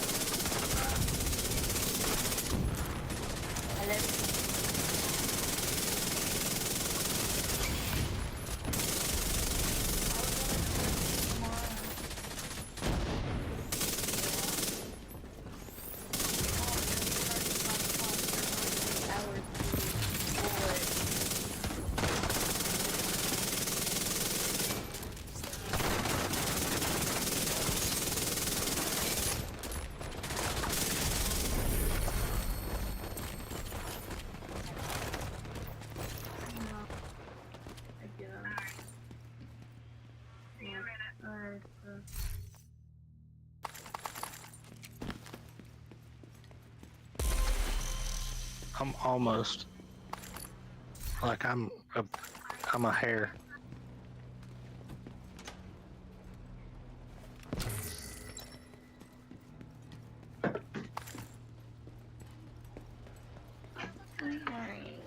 Hmm?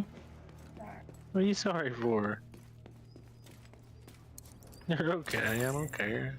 Didn't hurt. Num num num num num. Yummy bullets. You remember explosive rounds? I remember explosive rounds. Click your heels together 3 times and say there's no place like home.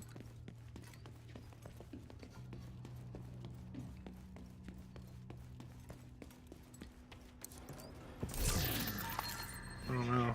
Got an exit only.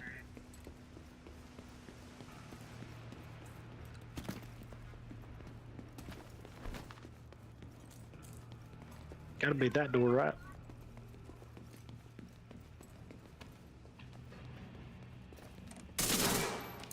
Found a box.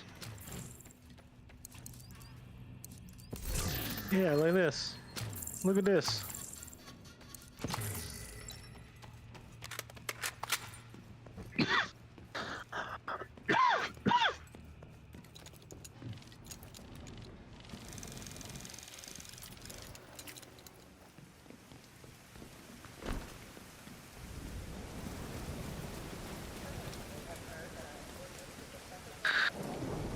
Look, yeah, there's a hurricane.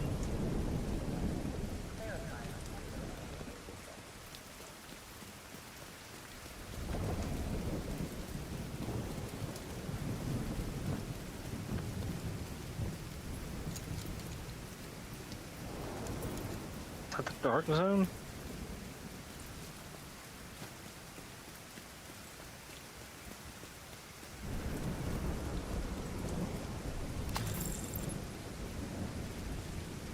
Oh, there's the dark zone.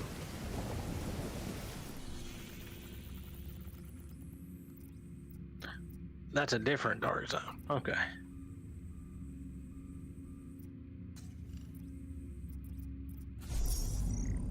Yeah, I only have one unlocked.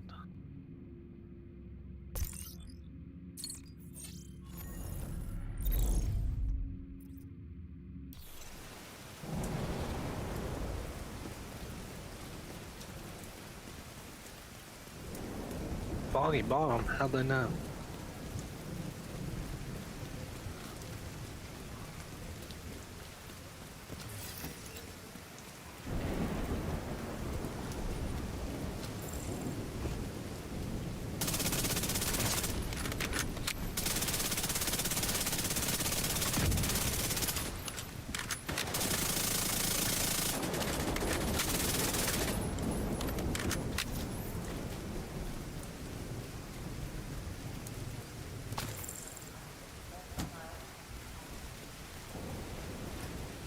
Do what? Nah. It shut him up though. That's my pop filter, you can't have it. The kitty was sniffing the pop filter on my mic.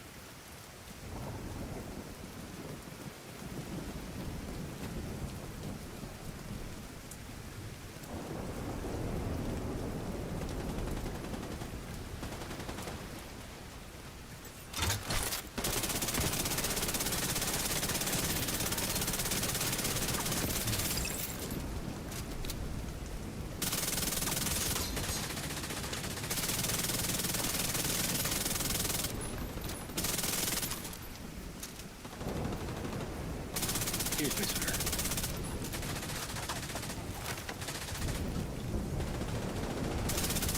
Oh, which one of you all threw down the hill, honestly?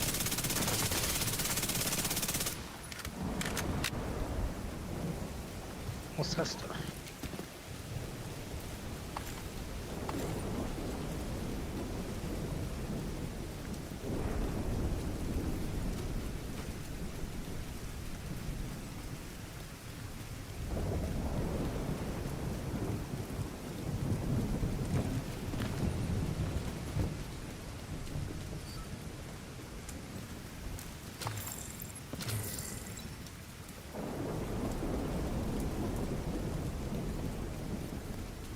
Oh no, it's telling me to go this way.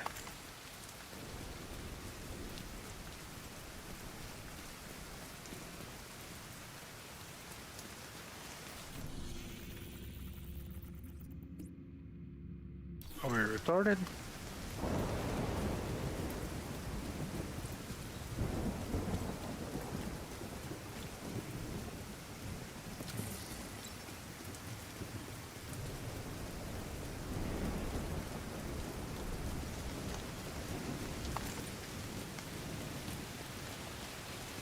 Is it up on this truck where these guys are standing? I'm coming.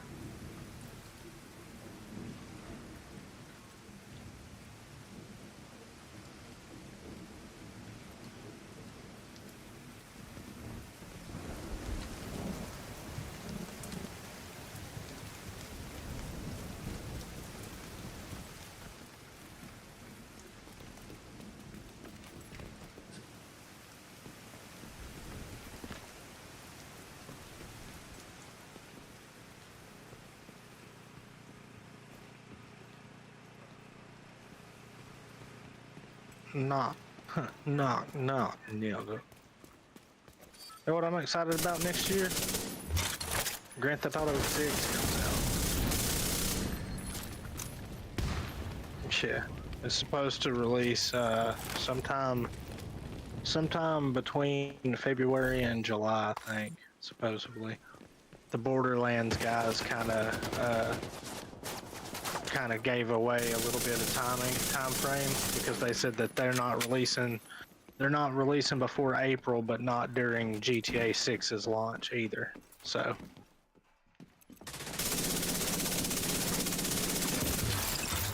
yeah, you did.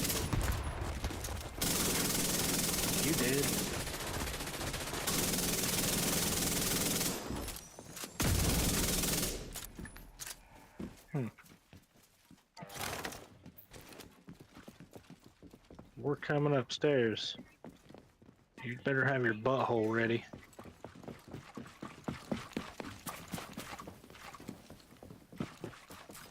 Yeah, that's over here, to the right, to the right. Oh, super fan.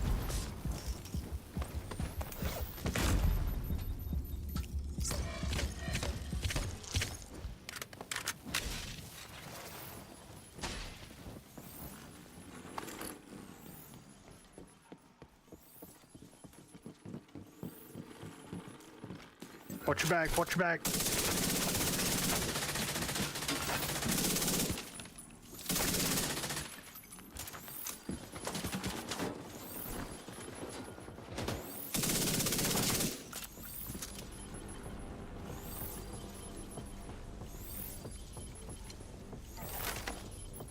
Oh no. There's one. He found me, actually. Careful, super fans in hot, in hot.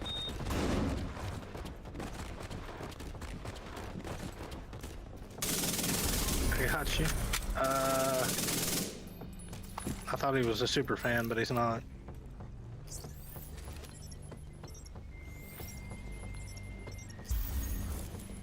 Thanks, boys. Oh! He did.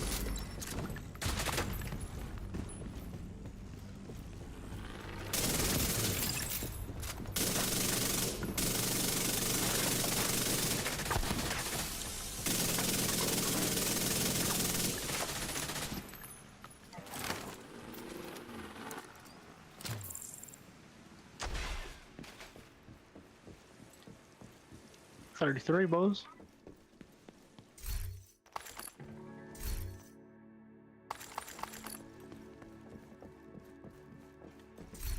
It's all good.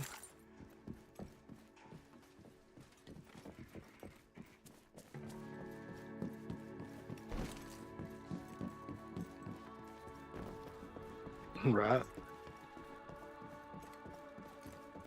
Yeah, it seems to be going quick. That's just the only matter.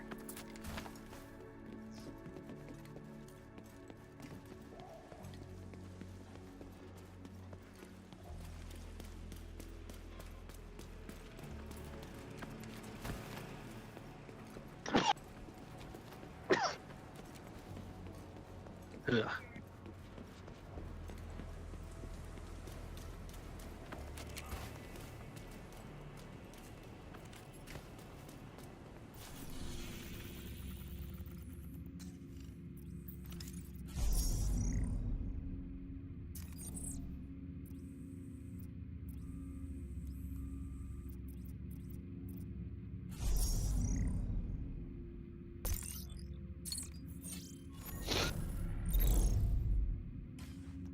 The fuck's this classified assignment bullshit over here?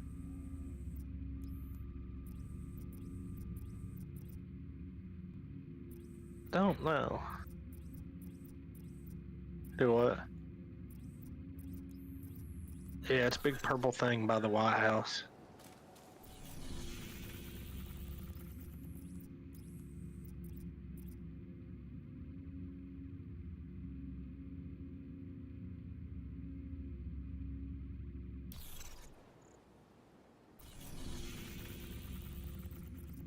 I got you.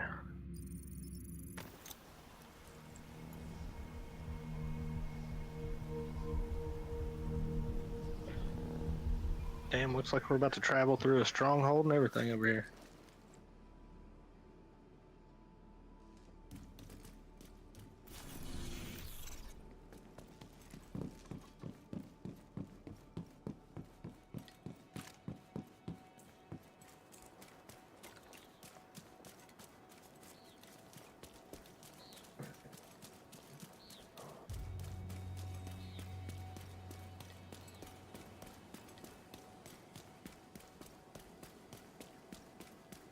We're gonna give them a wide berth.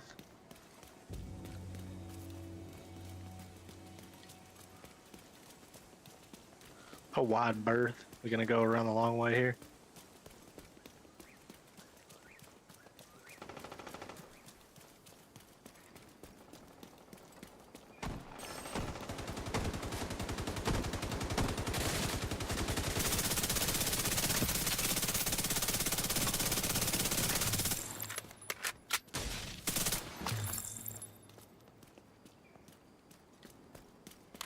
Fuck you.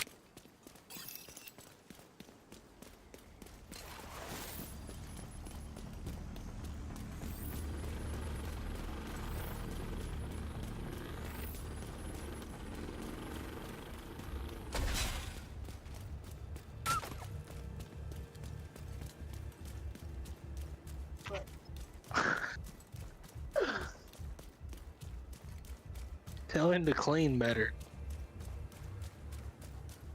Go drag your butt across carpet or something.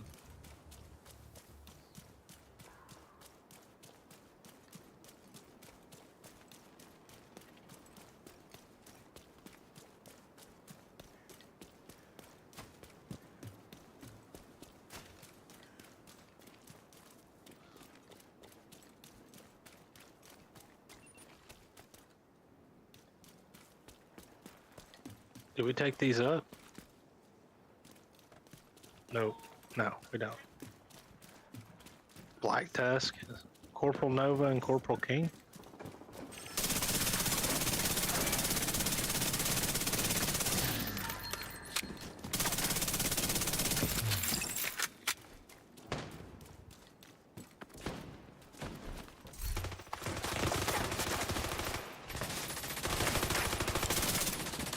Got your bad boys. My guy's hurting for a bit of a squirting, but you know.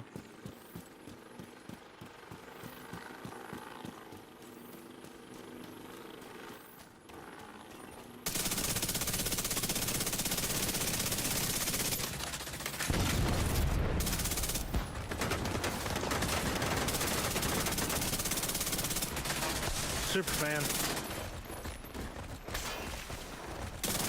Rocket Man. Yeah. I immediately thought of Stewie Griffin too. Rocket Man. Oh my god, you glitched through the gabagool.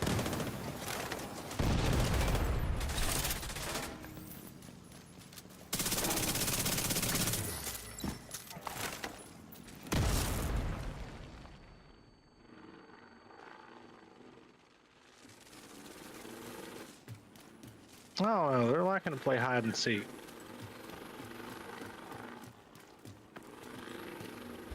Huh. Huh. Fucking parkour. Oh boy. Diggity damn.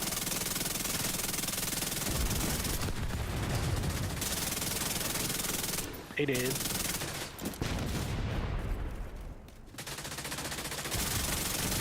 You did.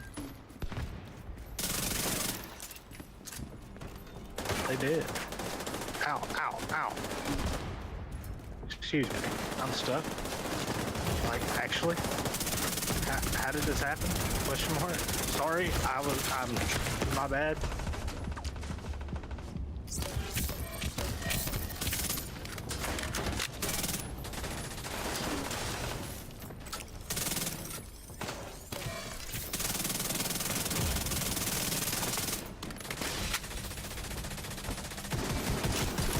Oh, oh.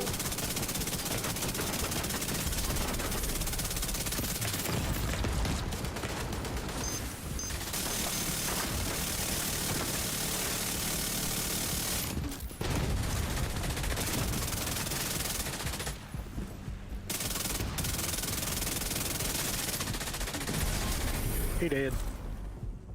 I gotta go all the way up to get that shit. It couldn't have dropped at the bottom. What the fuck?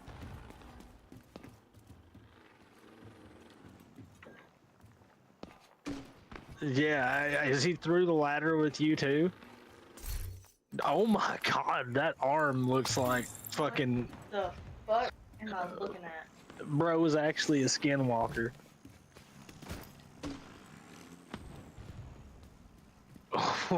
What? It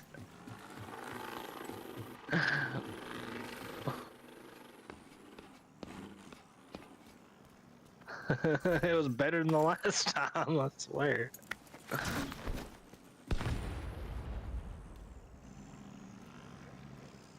Who popping? I don't know, I was wondering that too. Who's popping nades off? Oh, no shit.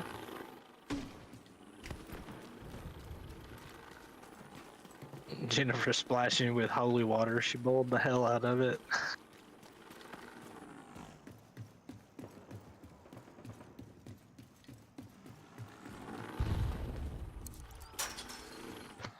Out front.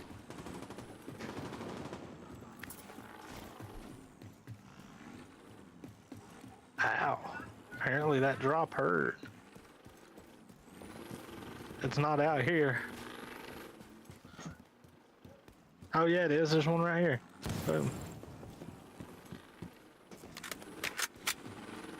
Door's locked, just saying. Yeah, you gotta jump down where I jumped down, boys. Come break your kneecaps. Oh. Oh, well, you went the smart way. See, I jumped off the big one. Right there. I was like, oh, okay, well, don't have robo knees. One more, I should be 34. Huh?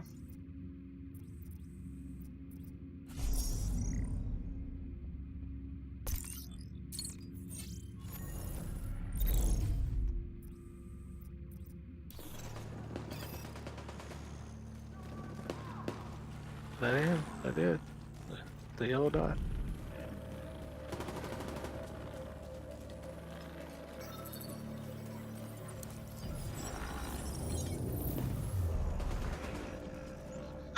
Where's that?